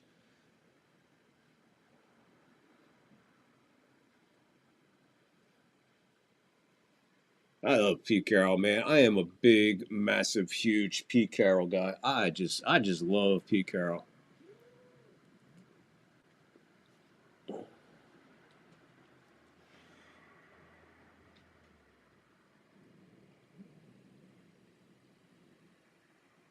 You saw a black flag on the play?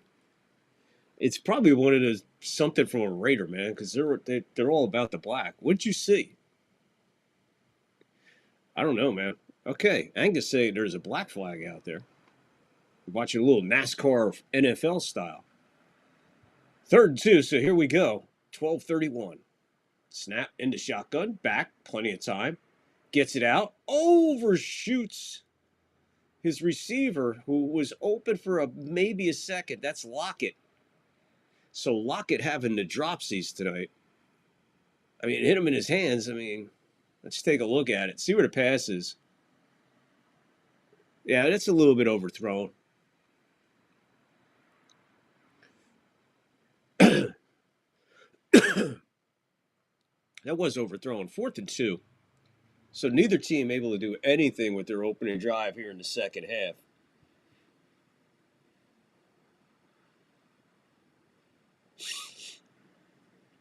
Your cat will whistle with you? No, I just talk to her. We have conversations. I wish the guy knew what she was saying. I wish I just had an inkling of maybe what I knew what she was talking about. Absolutely breathtaking shot of Mile High as they go to commercial. That's a beautiful shot of Mile High. Please hit the like, hit the follow, hit the sub, and all that other fun stuff, ladies and gentlemen. Appreciate you coming in here and hanging out on Thursday night for some Thursday night football. Appreciate each and every single one of you. You guys are awesome. Hope you're digging halftime. Hope you're digging the Angus clip. We will be on Total Turnbuckle Talk with NY Mania tomorrow night, 10 p.m. Eastern, 7 p.m. Pacific. The link is out there in the YouTube. If you go to YouTube, you'll find a link for Friday night's Total Turnbuckle Talk. TJ back in action. TJ wants me on the show. He asked for me to come back and continue carrying on about our discussion of the early days of wrestling. If you did catch the first one, I appreciate you. If you didn't, please go to NY Mania link there. That's at Joe Mongoe. Now go into there, do NY Mania link. You'll see it there at Joe. And hit that link and you'll see the WWE show from last Friday as I mislinked it. I sent you to dead air. when we were on live air, when we were on NY Mania. I just misunderstood Joe. My bad. But I made up for it. The link is there. We are ready to go tomorrow night, 10 p.m. on the East Coast, 7 o'clock here on the West Coast. It's Total Turnbuckle Talk with NY Mania and yours truly, the third floor. Be up there hanging out.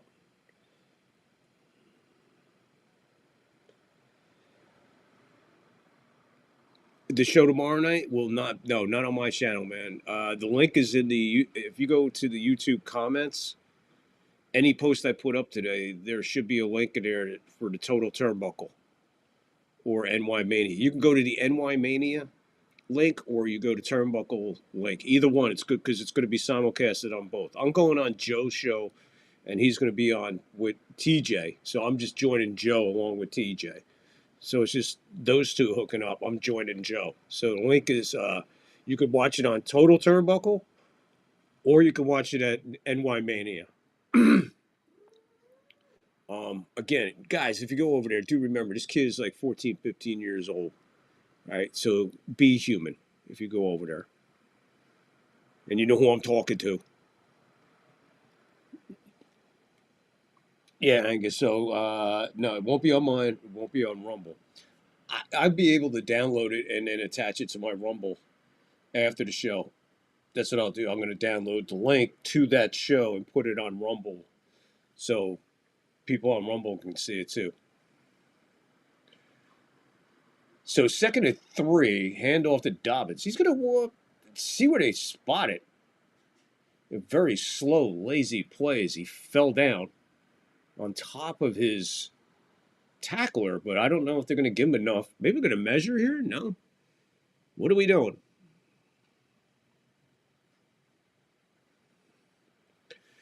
We're at 11:10 and counting here in the third quarter. Denver on the move. 3rd and 1, so they're going to make them a yard short. I don't think it's a full yard. I don't think it's a full yard. Now the clock is stopped at 11:04. Now Denver's going to take a timeout with a 3rd and 1. Big 3rd and 1 here because it seems that any type of offensive juggernaut of this stature moving the ball, you want to be pretty cautious because it's been pretty dicey getting down there and going any further than the 35 or 30. I mean, you guys haven't even been in field goal range. Think about that. We haven't even had a field goal attempted in this game. Beautiful full moon over Denver. Maybe not a full complete moon. Maybe just a little piece of it missing off to the right there. And if you look real close, seriously, if you look real close, you can see the flag.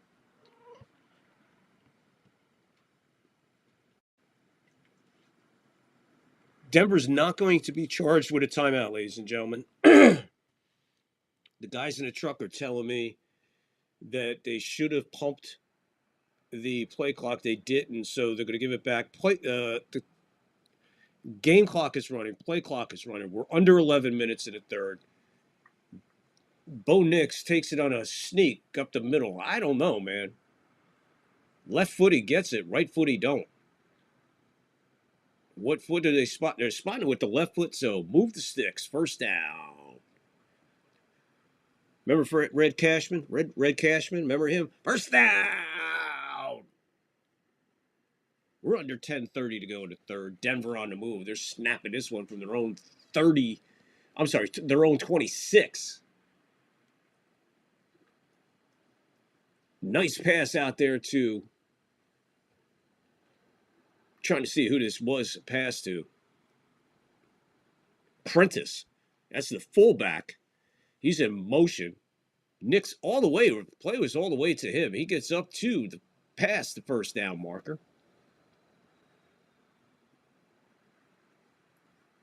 So they'll continue here. 1st and 10. We're going under 10 minutes in the third.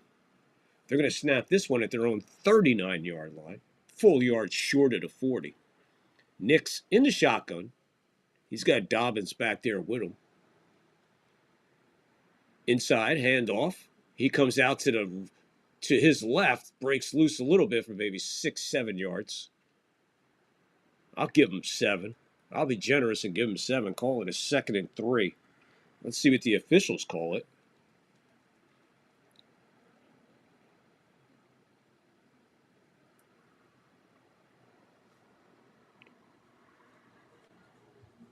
2nd and 3. So there you go. 9:15 to go, third quarter.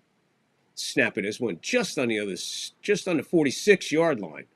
Dobbins spins away again, spins into Crosby.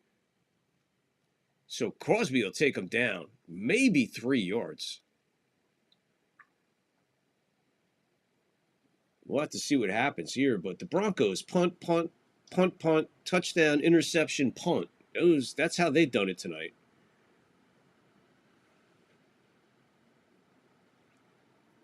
So we have a 3rd and 1.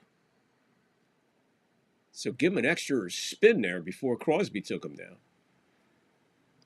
3rd one. Audible call for a reload. He's at the line. Flips it out to Dobbins. Dobbins breaks loose. He's got the first down and a couple more. He's escorted out of bounds at about the 45 of the Raiders. 1st and 10, 8:20 to go. Third quarter, 7-7 is your score.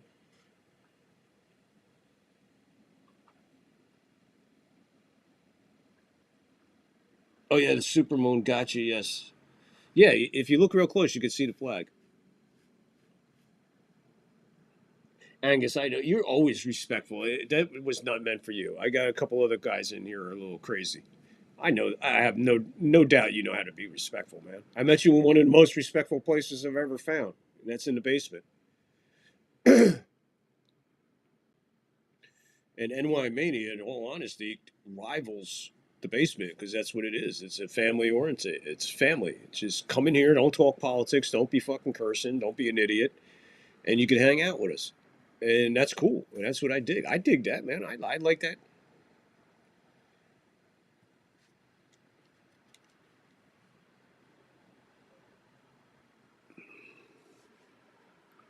Second and 3. We got whistles. We got a false start. So back up Denver a little bit more. It's a false start on the center. 7:15 to go in the quarter. That's the third quarter. Raiders 2-6. Broncos 7-2. Looked like the center just missed the call.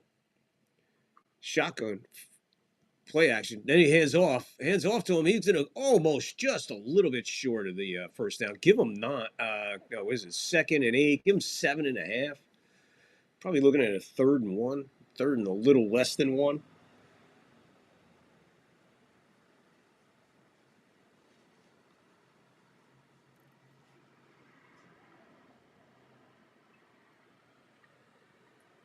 Nine plays so far, 48 yards on this drive currently. And they're going to bring it to almost 6 minutes on this drive. Right now, 6:30 to go in a quarter. They got a 3rd and 1. They're going to snap this at the 36-yard line of the Raiders. That's a backward lateral. It looks like it was designed, and it's going to go absolutely nowhere but in a big spinning circle to Sutton. What kind of play call is that when you have 3rd down and I don't get it, man. That's some shitty play calling right there. Makes you wonder, man. That's Sean Payton, 4th and 6. So he lost yardage. So we're actually going to have our first attempt of a field goal here. We're under 5:40 to go in a quarter. This is going to be from 59. Kick is up. It's got just short, 57 yards probably. So there you go. Lutz misses the first field goal attempt. And he misses it by a good,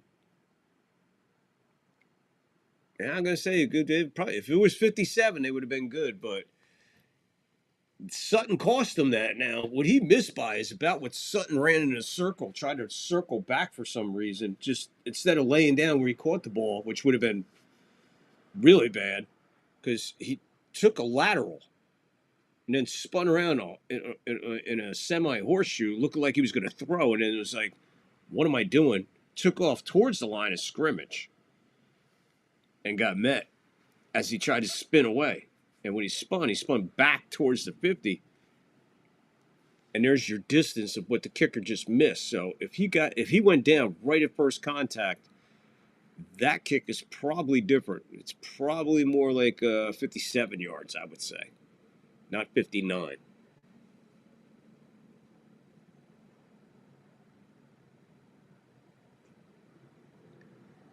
Oh yeah, the Mile High Bronco, man. Yeah, I love the Bronco. I love these uniforms in the Broncos, man.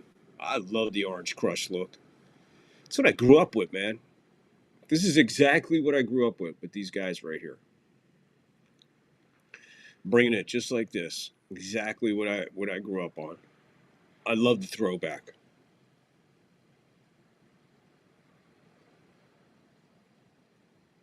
The element of surprise is key. When I curse, people turn their heads more. The element of surprise is key. I get you, Angus. I just use it so much I don't even realize I'm cursing half the time.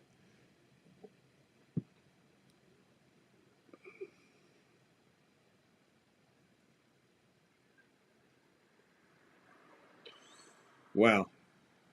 All those gambling commercials, man, and then they got scandals left and right, but they don't give a fuck. Just keep selling it. Keep selling that gambling, motherfuckers. How we doing? If you're watching on Rumble, please hit the like, hit the follow, man. Get in the comment, get in the live chat. Just let me know where you're watching from. That's all I want to know. I'm just trying to figure out where the Rumble audience is coming from, because I think I'm getting a little bit from Canada. And I really, if you're watching from Canada, let me know. If you're watching from the United States, let me know on Rumble, please, so I can acknowledge both countries. I feel bad if I have people watching from the great up north and not acknowledging them. I don't want them to feel like I'm ignoring them. I just don't know where you're at. But I see you out there. So please, if you're watching on Rumble, hit the like, hit the follow. Give a rant if you want. Rant us where you're at. Every little bit helps. Back to action. 5:34 to go into third. Geno Smith back in and out of his hands. This is going to be intercepted. That was in and out of the hands of the receiver. I'm trying to see who the receiver was. Being taken back big time here by Tillman. Tillman took it on the rebound. There's a flag down. It's a late flag. It was in and out of Gentry, or Gentry made the tackle. Let's see who this was going to. It was to Gentry. In and out of his hands, popped straight up. Looks like it hit him in his hands and then the shoulder pads. And then Tillman's able to take it back for 5, 10, 15, 20, about maybe 22 yards on the return. Broncos deep in Raider territory with that turnover. So they're going to have another go at some points here after just missing out on 3 from 59 off the foot of Lutz. Geno Smith rejected. It's tough. I know it goes against him, but those are tough. Those are really tough. Those are tough interceptions to take. So Denver's winning the turnover battle 2-1 so far. So they got the ball at the 33, 5:22 to go into third. Handoff to, that's Dobbins. He slips. He'll get back to the line of scrimmage. 2nd and 10. We're about to go under 5 minutes to go in the third quarter, and we are knotted at 7, in which has been a very low offensive production. But listen, watching this game develop like not even 2 feet in front of me on a huge screen, I'm seeing some insane defense tonight. Some really, really good plays.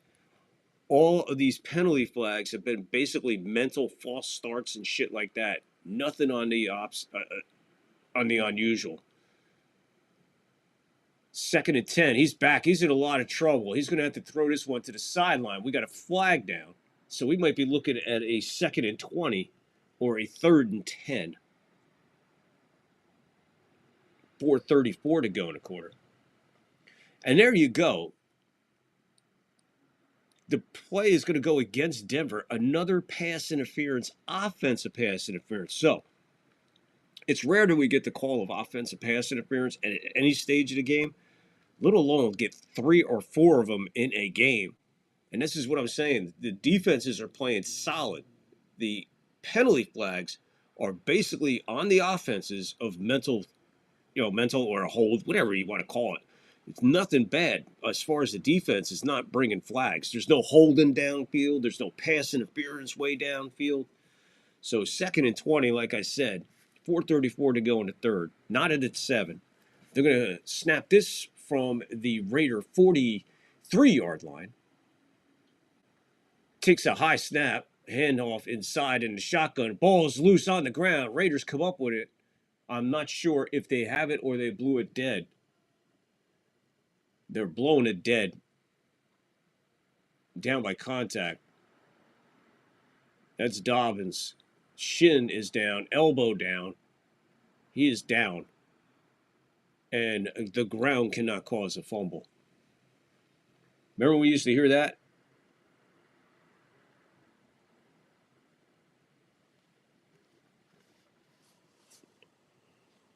Oh, yeah, Dallas and the Steelers back in the 70s, man. Total domination. Bo Nix gets this one out. It's going to be a short gain. 4th down.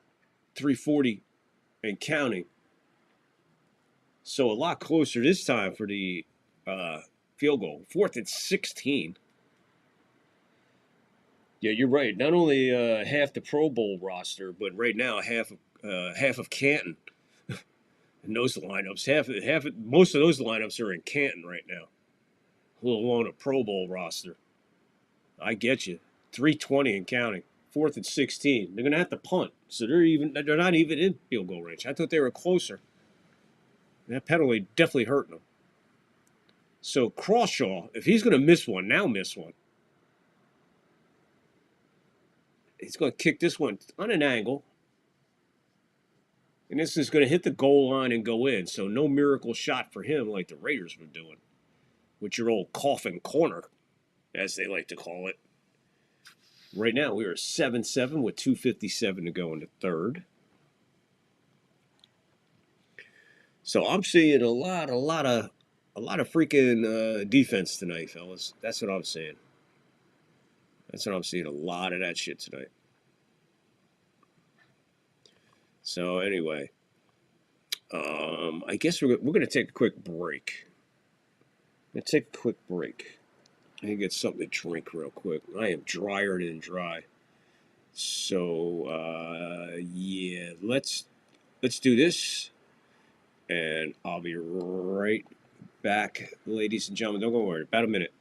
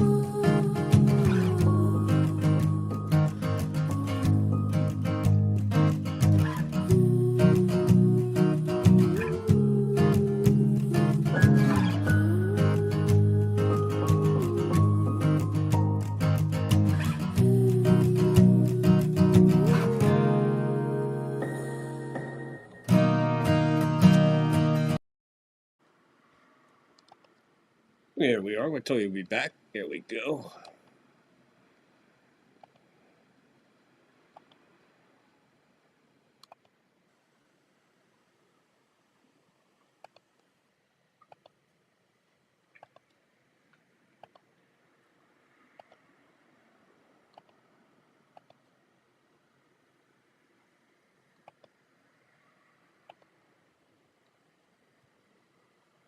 So, all right, here we go. 2:57 to go in the third. Snapping this one at their own 20. He's going to be maybe 3 yards on the handoff to Genty, who gave up the interception when ball went in and out of his hands. Can you blame it on him? Yeah, I mean, the ball hit you in the hands. I mean, catch it, dude. Catch the fucking ball. I think that's what they fucking pay you for.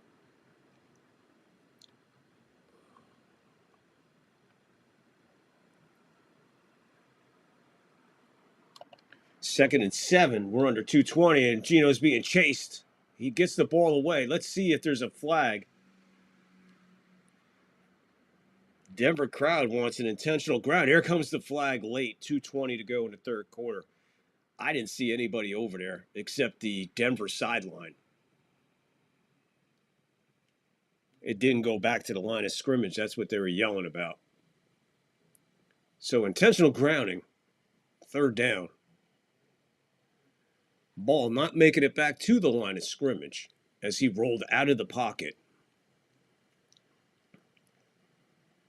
Not even close. Good 5 yards short of the line of scrimmage.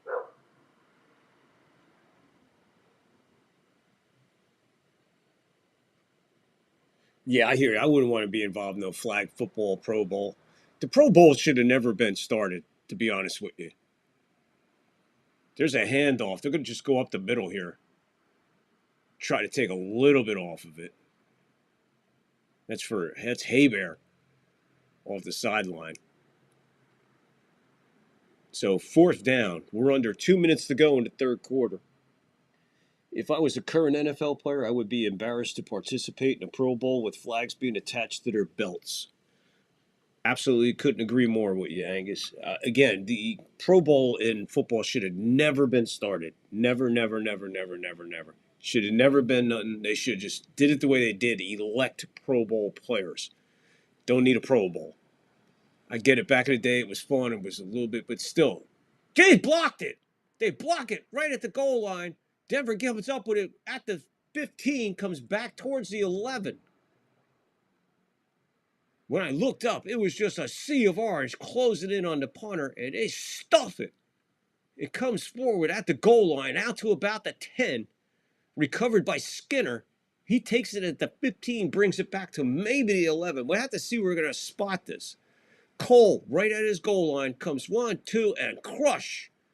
Sticks his hand out.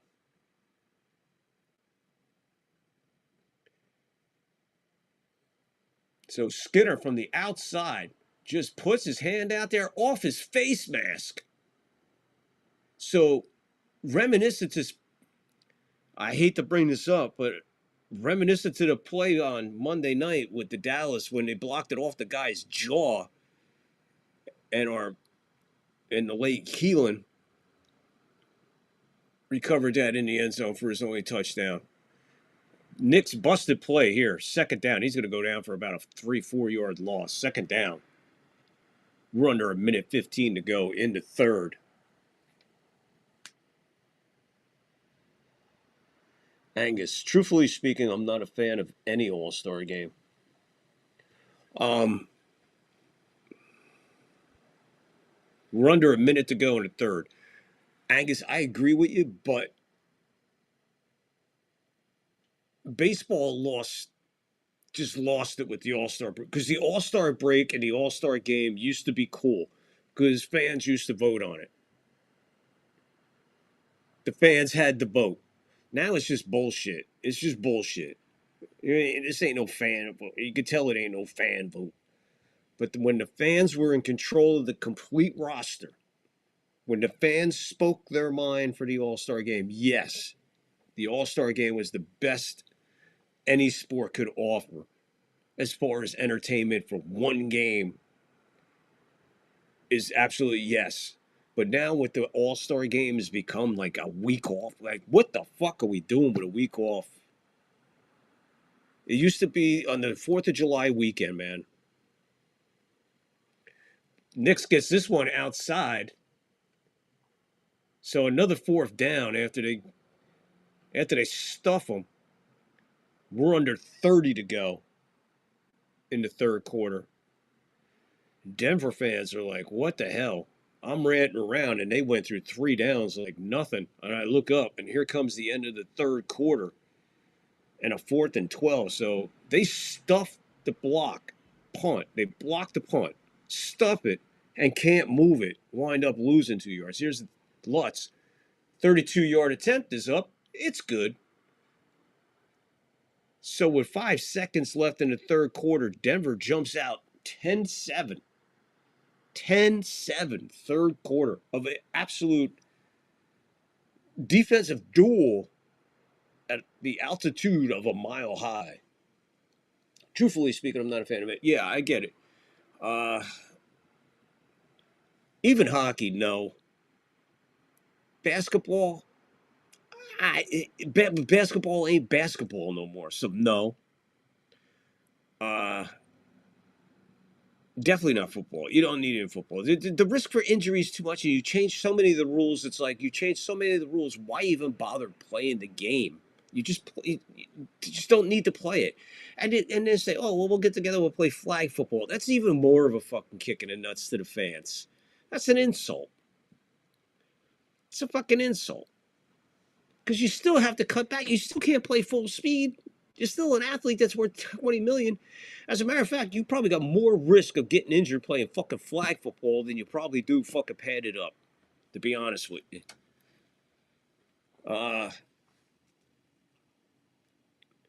The only other sport I could think of, Angus, as far as all-star, I guess, depending on how you look at it, and again, it's what it is and it's earned, is NASCAR. What used to be the Winston. The All-Star Weekend. They bring a great show. That's the end of the third. We're going to the fourth. It is 10-7 as, oh my God, look at the ass in the end zone. Boy, you talk about an end zone. There's an end zone for you. See all the ass? All the mud on. Every one of those asses would look like a stallion. Good Lord Almighty. Woof. Mile-high vagina. Anyway, NASCAR gives you such a great show anyway, but their weekend, their All-Star Weekend is still a good ticket. It's still an affordable ticket. It's still family friendly. You're going to get plenty of entertainment. You're going to get plenty of racing. You're going to get plenty of access to these guys. You know, you might have to pay a little bit, but that's just, what are you going to do? But yeah, so Angus, I guess baseball, if they just went back to traditional all-star, you know, you open the ballot at the beginning of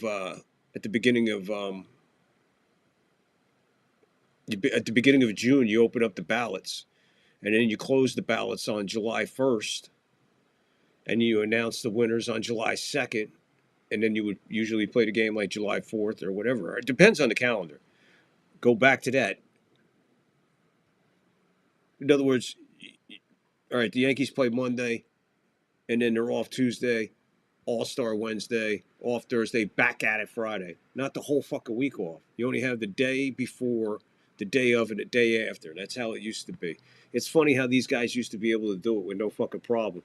Now these guys are in better shape, better this, better that, better this, boom, boom, boom, boom, boom, boom, and they get treated like they're glass. You know, I seen an interview today on Mania, and I put my 2 cents in because the guy was like, yeah, we're doing it. But I'm like, you know, talking about the players this, players that, whatever, the owners this, and, you know, you got to take care of your superstars, and you got to do this, and you got to do that. And I'm like, wait a minute. These fucking guys back in the 20s and 30s and 40s and 50s and 60s and 70s and 80s and 90s. All right, I'll cut it off. Hold on. The guys in the teens and the 20s and the 30s and into the 40s and into the 50s and partially into the 60s, these guys were traveling on trains or buses or carpooling to the next town to play the games. They drank, they smoked, they womenized, and they played 162. They didn't break down like these guys. They didn't break down like these guys. These guys break down swinging, right? George Springer, he swung at a pitch. Oh, my back! And he's out for 2 days. Babe Ruth swinging, hurts his back, and he's out for 2 days. So these fucking guys today are so fucking soft. It's unbelievable that they have had to adjust the game just so you don't break one of them. 1st and 10. Here we go. Start of the fourth quarter. Raiders with the ball at their own 31. Fake handoff, and Geno Smith is going to be tripped up as he started to run with it. I think they're going to get him a half a yard. So Benito getting the ankles of Geno Smith as he takes off on the first play here in the fourth quarter. Smith is still down, so the clock is stopped at 14:48.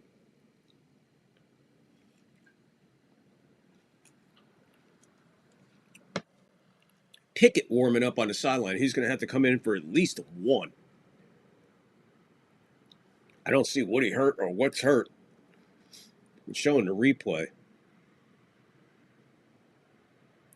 And yeah, he goes down. So injury timeout. He's definitely going to have to come out for at least one play. They showed the replay a couple times. I did not see anything relating to anything I could see for an injury. And again, I'm not a doctor, but he's hurt. Maybe a little misstep there when he first got his ankle touched or his foot hit. One of those. Maybe he just came down awkwardly. Didn't see it. Maybe his toe. Maybe jammed his foot. A couple things could have happened there. Oh, Angus, you didn't know that NASCAR has an all-star lineup? Well, I'll tell you what, Angus, this is what you do.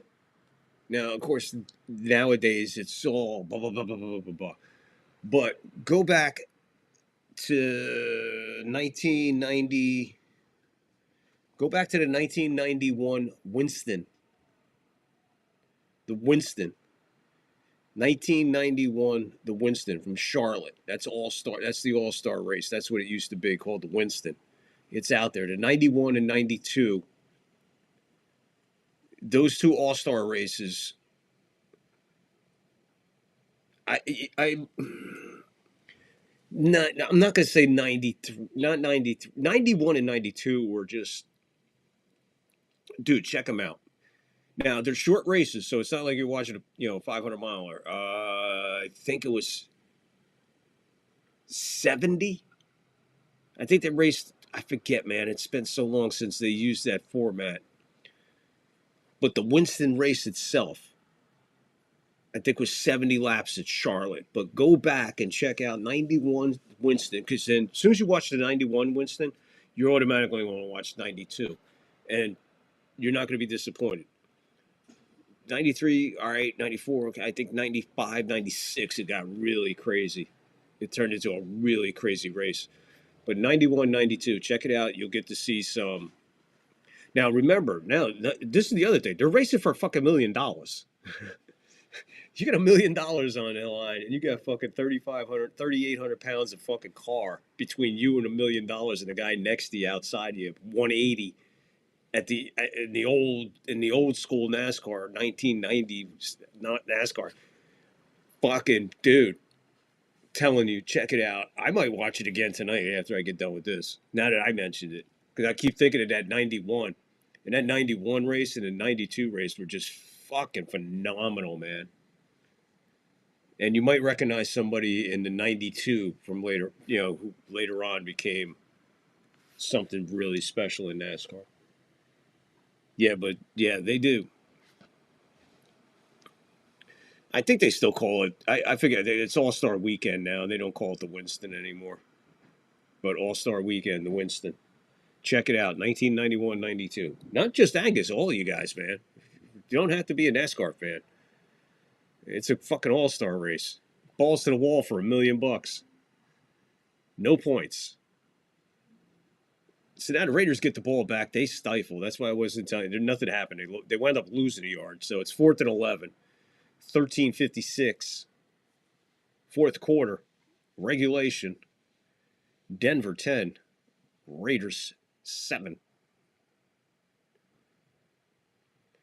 So here comes Cole for his 6th punt. Let's see what he does here.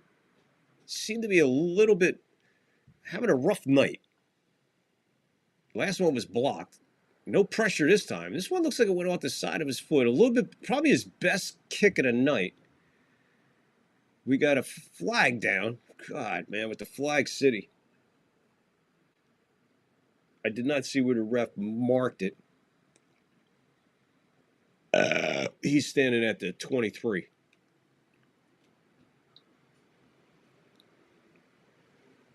So the penalty will go against Denver, man out of balance. I mean, against the Raiders, man out of balance. And he took off about 30. He's still out of balance. Oh, there he goes. And now he comes back in bounds. Yeah, that's the penalty, dude. So at 5, so it looks like Denver will get the ball at their own 28. 1st and 10, 13:50 something to go here in the game in regulation. 10-7. D Broncos are up. Players today fly charter class. The travel factor is overrated. If they rode cattle class, I see travel as being more of a factor. Angus, you're more than right, okay? And you said something there. Rode cattle class, okay? Cattle. Do you realize that they transport? This is something else. All right, this is a sport a lot of people don't talk about. A lot of people don't talk about the professional bull riders, okay? They go on a tour and they have a championship. Each week's a different city, but bull owners bring their bulls to these events and make money. That's how they do it. They all make money. The bull makes money for the owner. You have to get the fucking less you can ride the fucking thing, the more money you make. So it's fucking crazy. But understand this. Those bulls are transported all over the country. So if you could transport a 2,000, listen to me, 3,000, whatever fucking bull weighs. If you could transport a fucking, you could transport a shitload of them to every fucking event throughout the year for the professional, and that's every weekend you're somewhere. You know, they go from El Paso to Salt Lake City. From Salt Lake City, then they're in fucking Montana. When they're in Montana, the next thing you know, they're in Fargo. They go from Fargo, and then maybe they're somewhere in fucking Oklahoma, and then they're back over in Texas. They're pulling these animals all over the place. Okay? So there's no wear and tear on the animal. To me, it would be tougher for an animal to travel distances like that. And then when you talk about putting these guys in these charter flights, and they're like, oh, the Seattle flight from Miami to Seattle. What are you guys doing? Ballroom dancing on the flight? Did you ever heard of just sitting in a fucking chair and fucking sleeping? I'm going to tell you can't pass the fuck out on an airplane? Or go to the trainer and go, hey, man, I need something to put me out, man. You know, I stress out up here or whatever. Give him a little fucking something to fucking put him out. So, yeah, you're right, man. Traveling is way overrated. 1st and 10 for Denver as they start another drive here. Their first drive in the 4th quarter. Pass to the side, 2nd down, short gain. 13:30 to go. Geno Smith doing a joggity jog. Oh, my God, look at that. Oh, my Lord, was she fucking something special. Can you jog back over that way, Geno? No, Geno, that way. Yeah. Oh, you fucking cameraman. Douchehead. Ooh, she was nice, man. A little short, ooh. All right, Broncos. Nick's back. He's going deep. He's got his man. He overshoots him. It seemed like Franklin gave up on the route sooner if he kept going a little bit more, then turned around and did that leaping Lenny Poffo nothing. He might have caught it just over his head because he stopped the route, turned around, and the ball's overshot him right there. Stop, but the ball's still traveling. So he stops a little bit too soon. I don't think that's on Nick's. 3rd and 6 here. 3 for 11 tonight. In the shotgun, back. Nick's in trouble. He's in hot pursuit. He just fires it down the sideline. 4th and 6. So, again, Denver right back to where they started. Cannot move the ball. penalty turnover, the only thing assisting them with their 10 points. Raiders have done nothing since the opening kickoff as far as their offense goes.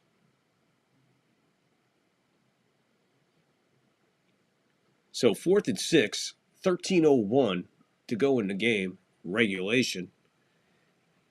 So Crishaw, here's his 7th punt of the night. Let's see what he's got in store. Gets it away. A pretty decent punt. He'll take this at his own 18 up to the 20, 21. Flag, bring it back. Flag, penalty right in front of the referee. Jeez. Not even trying to hide it. So back him up. An illegal blindside block will back it up 15 from the. Let's see where they mark it. Now I know why they don't talk when the referee's talking. You can't hear everything. Wow, right in front of the ref.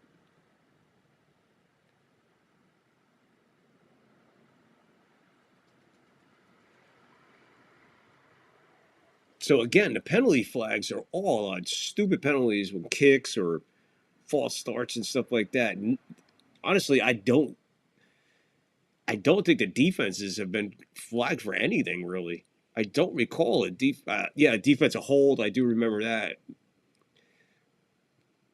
But I'm saying it seems like every flag is on the offense of that team being flagged. Very rarely has the defense been flagged in this game. As a matter of fact, I think it's only one defensive flag for each team. I think everything else is all offense. Let's see if they bring it back up. If they can get let me see if I can let me get the penalties. Let's take a look at penalty. It's not going to show me if it's offense or defensive penalties. But we can get an idea what the penalties are starting to look like in this game.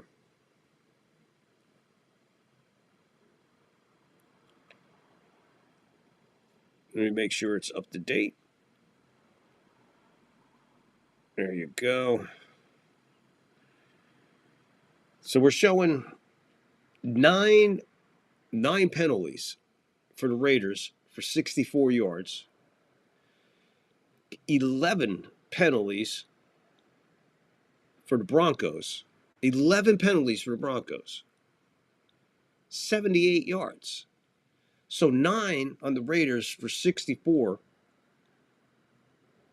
11 for Denver, and they got 78. So basically, they're averaging 11 yards a penalty. And the Raiders are averaging, they're averaging just a tick over 7 yards.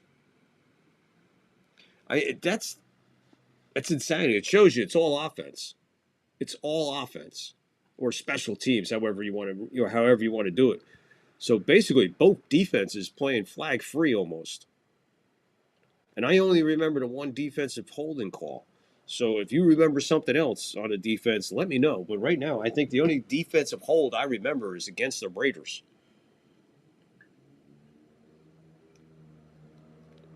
Pillsbury commercial for the NFL. Wrong audience demographics. Yeah, I got you.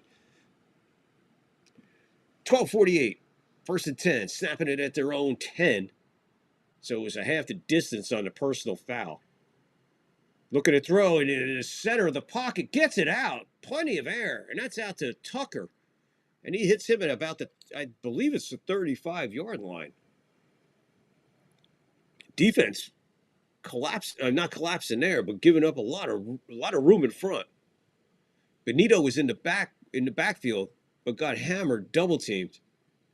Gino able to stay in the pocket just long enough to get the pass away comfortably. And yeah, that's out to the 35. So 25 on the first play.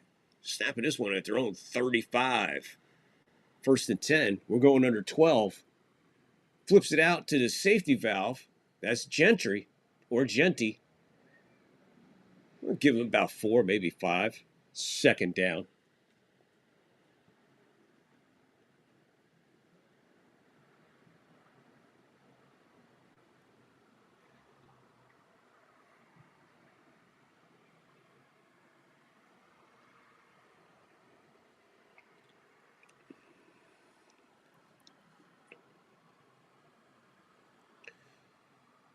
So 2nd and 6, he was a gain of 4. Gino back, pockets there for him, gets it out again, and that's Lockett on the other side. Gino is down again. He gets up, and he's going to limp it up. Gino taking a beating all of a sudden. And let's see what happens here. Finishing the play, took him down by his feet. I don't know. I'm just saying, man, that looked a little bit on the late side. Could have been a flag on that. To be honest with you, I wouldn't have been mad if they threw a flag. They're at the 42-yard line of Denver now. 1st and 10. Get it off right at the zeros. Genty. Nothing happening. Maybe a yard. 2nd and 9. 10:40 and counting. Pixelmon! Pixelmon in the house. Pixelmon came in, said something, retracted it so he can officially make his debut tonight. What's up, Pixelmon? How are you, my friend? Good evening to you. 2nd and 9. We're under 10:20 to go in the game, regulation. Gino in shotgun. He's taking a beating in this quarter. Pretty bad. Limping all over the place. Taken out for a play. Flips it out to, that's Lockett again. He'll spin for maybe 2. 3rd down. Geno Smith limping even more noticeably now. We're under 10 to go in the game, regulation. Pixelmon. DeScrella was begging me to come on, to log on. Well, hey man, I did not holding the gun. I appreciate you being here. I didn't tell anybody to come hold a gun to your head. Under 9:30 to go into game regulation. 3rd and 8 for the Raiders. Smith gonna be down. No, he gets away, goes down again. Another sack. Gino thought about flipping it out there, but he just ate it and fell forward for a couple yards.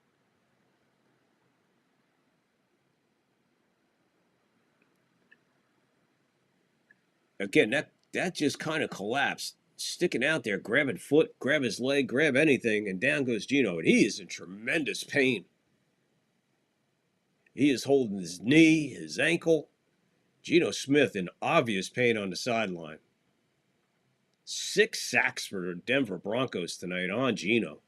And he is feeling all 6 of them. We have a whistle and a flag before the snap. Ball start on the Raiders before they punt the ball. So there you go. Once again, like I said, all the penalties, just bullshit offense, special teams. Defense is playing this game absolutely clean. And if you're a fan of defense like I am, this is your kind of game, man. These are the kind of games you love. 8:42 to go in the game. Regulation. 4th and 16. 10-7. I love it. Just good, solid defense. Playing clean. Like I said, I only remember one flag, and it was a defensive hold on the Raiders. I don't remember a defensive penalty on the Broncos. I could be wrong, but I know everything else. Look at this one. If he turned around, maybe. Cole was on fire in the first half. Put one at the 1 and another one at the 1.5 that they later marked just inside the 1. Texas Hockey Cards, how are you, my friend? What's going on? Texas Hockey Cards, I got a question for you. I'm glad you're here, buddy. I got a question for you. Texas, I saw a thing on YouTube, of course. A card thing. Card guy. I don't even know how I see it. I think I got it because, I stop on you so the analytics show me other people. And trust me, I watch you, buddy. I watch you because I like what you bring. And I like the nice, simple, easy thing. I don't like going overboard. But I happened to see one the other day, and they were talking about how Shohei Ohtani is killing the baseball trading market, the baseball card trading market. What are your thoughts on that, Texas? They're saying that Shohei Ohtani is ruining the baseball trading card industry.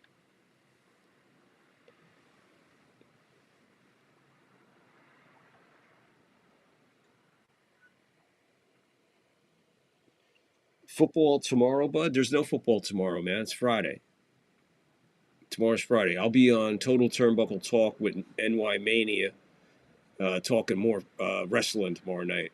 10 Eastern, 7 Pacific tomorrow. Links are in there in the comments in the post that I put up. I put about 4 posts up today on YouTube. If you've seen any of them, or if you're not, go back, check them out, go into the comments, and you'll see links for everything that you need. And I put one in there today for Total Turnbuckle Talk tomorrow. So you can watch it on Total Turnbuckle Talk with the link, or you can watch it on NY Mania. I'll be on NY Mania joining Joe on TJ's show tomorrow. So they're collabing their streams together, and I'll be on with Joe. So, and tomorrow night, I'll be telling stories about my personal stories about the late great beast from the East, Bam Bam Bigelow. So tune in tomorrow night on Total Turnbuckle Talk with me and Mania. And we're going to be talking some old school wrestling, and I'm also going to be sharing my personal stories of the Bamster, the Bam Bam Man. 1st and 10, 8:35 to go in the fourth. Here come the Broncos at their own 20.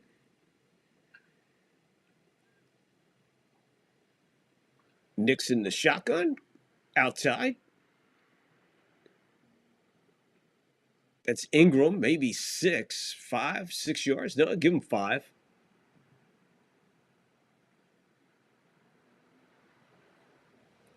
Good shot of Mike Shanahan, head coach, 1995 to 2008. Of course, he semifinalist for the Hall of Fame this year. 2-time Super Bowl champ with Elway. Absolute genius when it came to offense right there, Mike Shanahan. And, of course, his son. 2nd and 5. We're under 8 to go in regulation in the quarter. Handoff. And he's not even going to make it back to the line of scrimmage. 3rd and 5. So Harvey is eaten alive by the Raiders defense right there. Geno Smith heading to the blue tent. Let them have it. I'll enjoy purchasing everything else.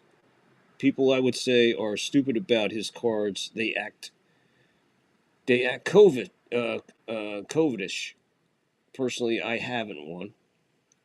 Let them have it. Okay, that's fair enough. All right, so I got you, Texas. I understand where you're coming from then. Okay. Over the middle, in and out of the hands, and this is going to be intercepted. And that's Allen. That's Kelly, rather. Kelly picking it off. For the 2nd time tonight, Kelly picks it off. In and out of the hands. I'm not sure who the Denver receiver was there. But Nix fires this one 100 miles off of Franklin again. So Franklin, in and out of his hands. See where it hit him. If it caught the helmet or just off his hands on a deflection. I don't know how he didn't catch it. So it looks like it came in off his chest. Yep, off his elbows and bicep. As he tried to curl it, it hit right here, just bounced out right into Kelly's hands. So a big, massive turnover here at the 45-yard line of Denver. 1st and 10. Handoff. Here comes Genty. He's going to be up for maybe 7. Maybe 7. 2nd and... see what it is. Somehow Geno Smith is on the field. 2nd and 4. Give him 6 yards on that carry. We're about to go under 6:40 in the game. In quarter. In regulation. 2nd down and 4. We're under 6:35 in the handoff from the shotgun. Gentry can't find his way anywhere, but he does. Now he's going to bull, twist, spin. He'll get the 4 plus 5 plus 1. Give him 6 on the carry. 1st and 10. We're under 6:20 to go in regulation in the quarter. I think Shohei Otani's interpreter should turn heel. Is he on WWE? Or is he on New Japan?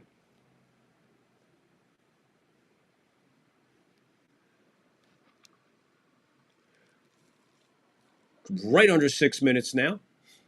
Genty, again, a sea of orange drives him back, maybe 3. 2nd and 7. If it's 2nd and 7, it's 2nd and a long 7. We're under 5:30 to go.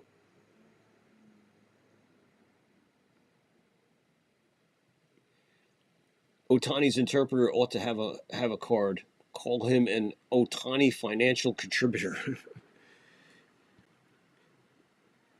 We're under 5:20. 2nd and 7. Got 3 on that. Handoff again to Gentry. Just doing nothing, man. Just handing it off up the middle. He'll fight for a yard and a half. 3rd down. We're under 5 to go here in regulation, in the quarter, in the game. 10-7. Denver over the Raiders in an absolute gem of a defensive battle. Appreciate everybody who's watching tonight as we tick under 4:50 to go. Wherever you're watching, please hit the like, hit the follow, hit the share, get in the comments. If you're watching on Rumble, please tell me, are you watching from Canada or the United States? Please, it's very important. We're under 4:35 to go. 3rd and 6. Snapping this one from the 30. Gino back. He's going to be big rush. Gets it away just before he is hammered at the 40-45 yard line. Denver defense chasing him back that far. So 4th and 6. Gino, again, limping off the field. I don't know how he got that far back that quick. Somehow gutting it out, man. Geno Smith, an absolute beast tonight. So here we go with a 48-yard attempt. The Raiders' first attempt of the night. And it'll be from 48. The flags on the poles are limp. Little bit of action with the poles. From 48, this is going to not kick. He is not going to do it. Misses outside, wide right. It just never hooked back in. He kicked it from the right hash mark, and that's where it went, right outside of the right hash mark. Turnover goes nowhere. The interception goes nowhere. So there you go. Denver defense able to withstand the turnover deep in their own territory. Pretty impressive, nonetheless. Pretty impressive, nonetheless. So we still got a little bit of 4 and change left here in the 4th, with Denver getting the ball back with a 3-point lead. 10-7, 4th quarter. What are you people thinking? How are you thinking out there? You guys digging a game like this? Do you like a game like this? This big defensive battle. And I think I broke it down for you, man. There's a lot of flags, but we have nothing on the defenses. This is all special team and offenses. We have 4 offensive pass interferences tonight. We have false starts tonight. We have illegal blocks in the back. We have personal foul clips.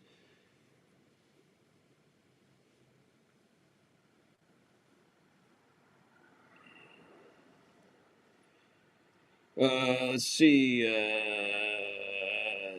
Pixelmon then gives him a low blow and walks off the field. Okay.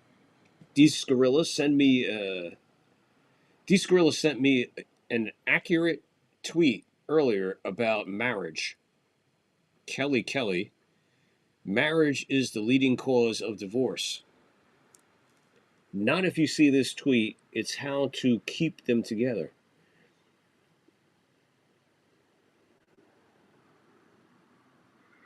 Marriage is the leading cause of divorce. Yeah, it would have to be. I forget whose line that is. Is that a Groucho Marx line?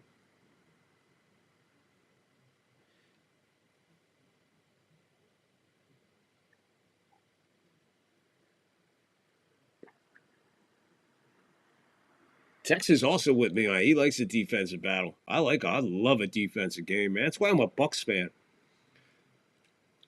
We draft our first pick we ever had was defense. What's that tell you? You're setting the culture with your first pick.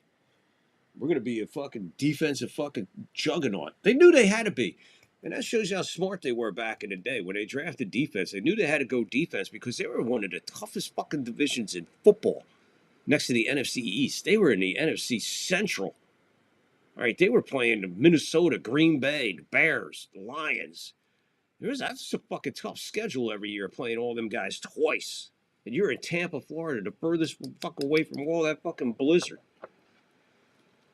Fourth quarter, 10-7. Dobbins breaks this one to the outside. We'll give him 7, maybe 8. Second down. We're going under 4 minutes to play in regulation in the game. In the quarter.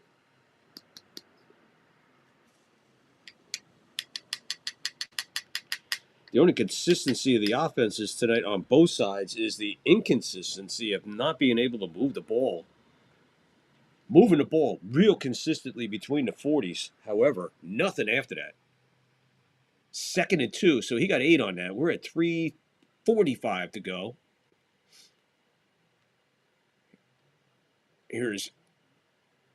I believe that's Dobbins again. He's going to fall down. Third down, maybe short yard.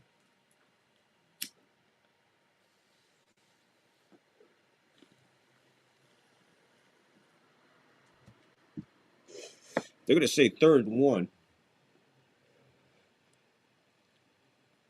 We're under 3:10 to go in regulation, the quarter of the game. Angus clip coming up.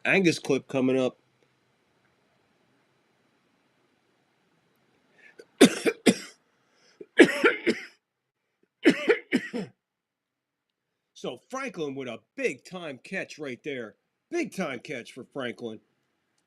As Nix hits him on the outside on the 3rd down. Let's watch this again.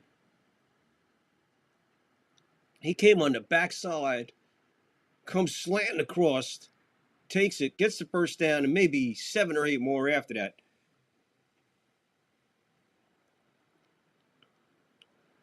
They're good. They're pretty deep in Raider territory right now. Not very deep, I should say. They're at a good spot. They're at the 35 of the Raiders. This is a busted play. We got flags. Crosby's looking like, what happened? So I don't know what happened there. That is a total busted play. And that explains everything. Crosby was in the backfield before the play really started because he was offsides. Let's see how far offsides. 1, 2, good 3 steps.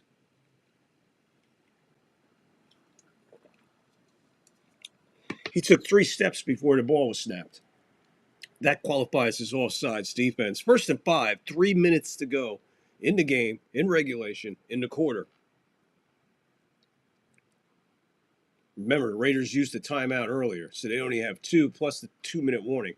Handoff. Dobbins cuts to the left. He might have fell forward for the first down. Let's see what happens where they spot this. They're going to spot him short, way short. Wow, it's not 4th and inches, my friend. That's 4th and half a yard, not inches. That's a good half yard right there. Under 2:30 to go. In the game, in the quarter, in regulation. Handoff Dobbins. He stutter steps. Falls forward. He's not going to get it. Unless they give him a really, really, really good spot. And they're not going to. 3rd down. 2:21. Clock stops with the Raiders using their 2nd timeout. They have 1 plus the 2-minute warning. So a big play here. Denver might be able to pull this one out just 10-7. If they pick up the first down, it could be very, very, very difficult.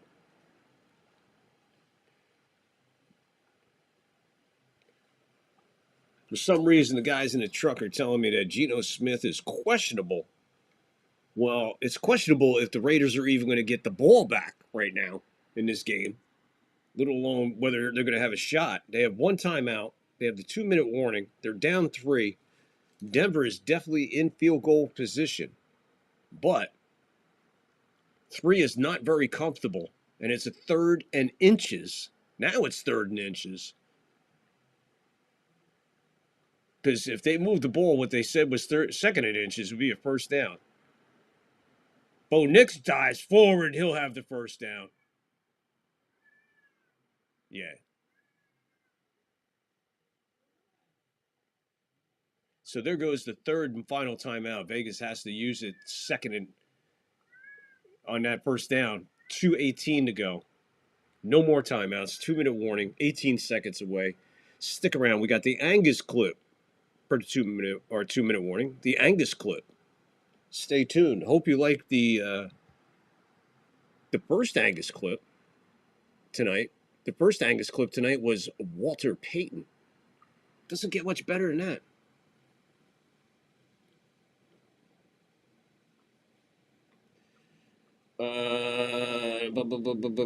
Descarella, the Canadians invading third floor Rumble. Yeah, I want the Canadians. Rumble is kind of based, has based out of Canada. Yeah, my friends to the north in Canada are very vital to me as far as Rumble goes. So the more Canadians I have for Rumble, the more Americans I'll wind up with. So yeah, the Canadians are coming. The Canadians are coming. Did Paul Revere say that? No, I think it was the British. 1st and 10, 2:18 to go. Bo Nix takes the snap. He hands off to Dubbins. Dubbins just puts his head down and goes forward for 7. We're going to go to the 2-minute warning, which brings us to the Angus clip, second Angus clip of the night. Hope you enjoyed the first one. Hope you enjoyed halftime. If you didn't, please, when you're done watching this, if anything, please watch the opening of the show tonight. I beg of you to watch the opening of the show tonight for the message being sent. I didn't want to do it, but I knew I had to do it, so I did it, and I did the best I could. But please, if you did not see the opening of tonight's show, when we're done here and wrap it up, please take a minute and go back and watch the opening of the show if you did not see it. And please, if you did not yet, hit the like, hit the follow, hit the sub. In the meantime, we're going to do an Angus clip. 3rd down and 10. Blitz on again. A flag goes down. That pass is caught by Philly. Ricky Easman was there defensively. Again, a flag is down.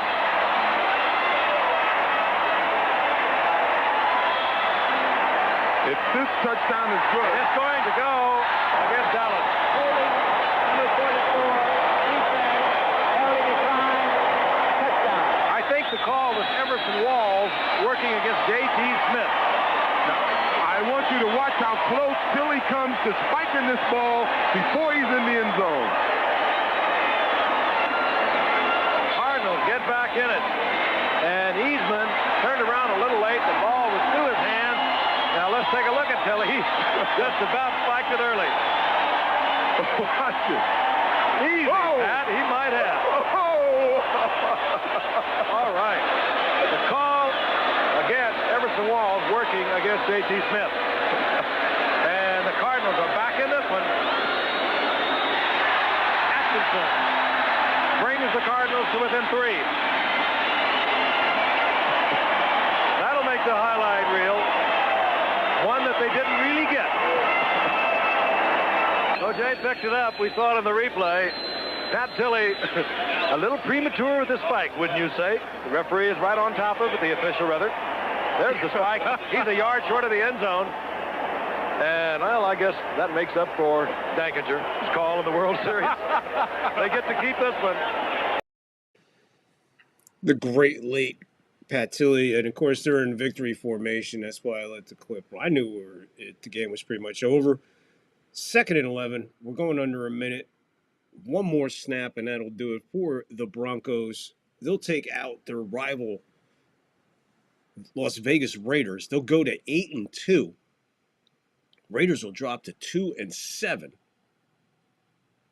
However, I believe Broncos are off next week. I believe they're going into their bye week. Either way, they're bandaging up Geno Smith. Took an absolute beating tonight. So kudos to him. I mean, he hung in there and took a beating tonight, Geno Smith. But hey, what a game as far as defense. So if you love defense, tonight was your night, and tonight was a night that I really enjoyed, and I am glad I called this game because this was I just love calling defense. So this one will end. We're at 15. The clock is still ticking. Who's my favorite sports player?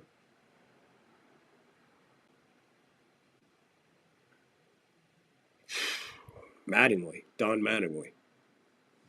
Don Mattingly. After Don Mattingly, Joe Montana. Yeah, I remember Tilly. That's why I put him in there, man. Kind of remember Tilly tonight. You know, with all the craziness going on, man, with Keelan and all that, with the Cowboys and everything. Just trying to keep it, you know, somewhere in that mood, but yet rejoice to celebrate life instead of, you know, whatever.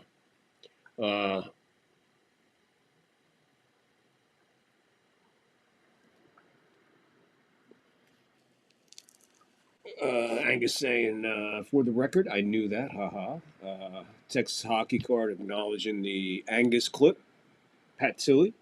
Angus, I remember Tilley, watched him and the Cards every week. Angus, I know these things. Why do you think I do? See, there's always a method. There's always a method behind the madness, or madness behind the method, whatever. But yeah, Angus, I'm taking care of you, bro. I try to look for. I try to look for clips that people in the chat can associate with, especially being in maybe their surroundings or growing up or whatever. But Texas Hockey Card, Victor, who's your favorite sports player? Like I said, Don Mattingly. And then after Don Mattingly would be Joe Montana. Okay, yeah, Pat Tilley, wasn't he the Hogelboom and Lomax? I believe so. Yes, I believe so. And then, you know, next thing you know, Tilley's no longer with us. But that's for another day. But either way, there you go. Have the memory of him. We're going to get out of here. The message tonight was defense, defense, defense. Denver winning it 10-7 in an absolute demolition of defense. Yeah, you could say that the offenses were weak and couldn't do this, couldn't do that, but you cannot take away from these defenses tonight because both defenses basically played flag-free football. So there you go. I'm going to get out of here. Listen, guys, you always know my message when I end the show, right? So please, if you didn't see it yet, the opening of the show, please go back, take a couple minutes, and watch the beginning. And if you didn't already, please hit the like, hit the sub, hit the follow. I'll see you tomorrow night. I will be on Total Turnbuckle Talk with NY Mania and the Third Floor. We're all getting together. We're going to be hanging out, and we're going to be talking old school wrestling. That's 10 o'clock on the East Coast, 7 o'clock on the West Coast. We're going to be talking old school wrestling, but most importantly, I'm going to be telling you some personal stories of me and the Beast from the East, Bam Bam Bigelow, who not only did I know, but I knew him very personally and shared a lot of time with him growing up, long before any thoughts of him squaring off against Andre the Giant on the biggest stage in the world at that time, Survivor Series. So yeah, come in and hang out. If you're going over there, remember, TJ is a young kid. He's only like 14, 15 years old. It's his channel. Go over there. Please respect it. Show some class from the third floor, if you know what I mean. Just be cool. That's all I'm saying. It's all family orientated. Anyway, with that being the message, look for that. The links are all in the messages and in the post. There'll be posts tomorrow about it. Any post I put on the YouTube, just go in there into the comments section, and there is links for everything. The links for the Discord, the links for X, the links for total turnbuckle, whatever you need, it's there for you, okay? So please get in there and do that. And we're going to get out of here. And again, the message tonight is please be kind. Be kind for no reason. Love your fellow man. Look out for your fellow man. And remember, more than ever, life is real. Mental health is real. So if you or somebody you know needs some help, needs someone to talk to, get them the help, talk to them. Please. We learned over the last 24, 36 hours that mental health can strike and hit anybody at any time. So please, be careful who you're talking to. You never know what kind of day they're having. Be kind for no reason. Love your fellow man. Please, pull together. Enjoy your trip on this big ball of blue just spinning through this universe. So please, please, stay safe and stay blessed. I love you all, and I'll see you tomorrow night. Thank you.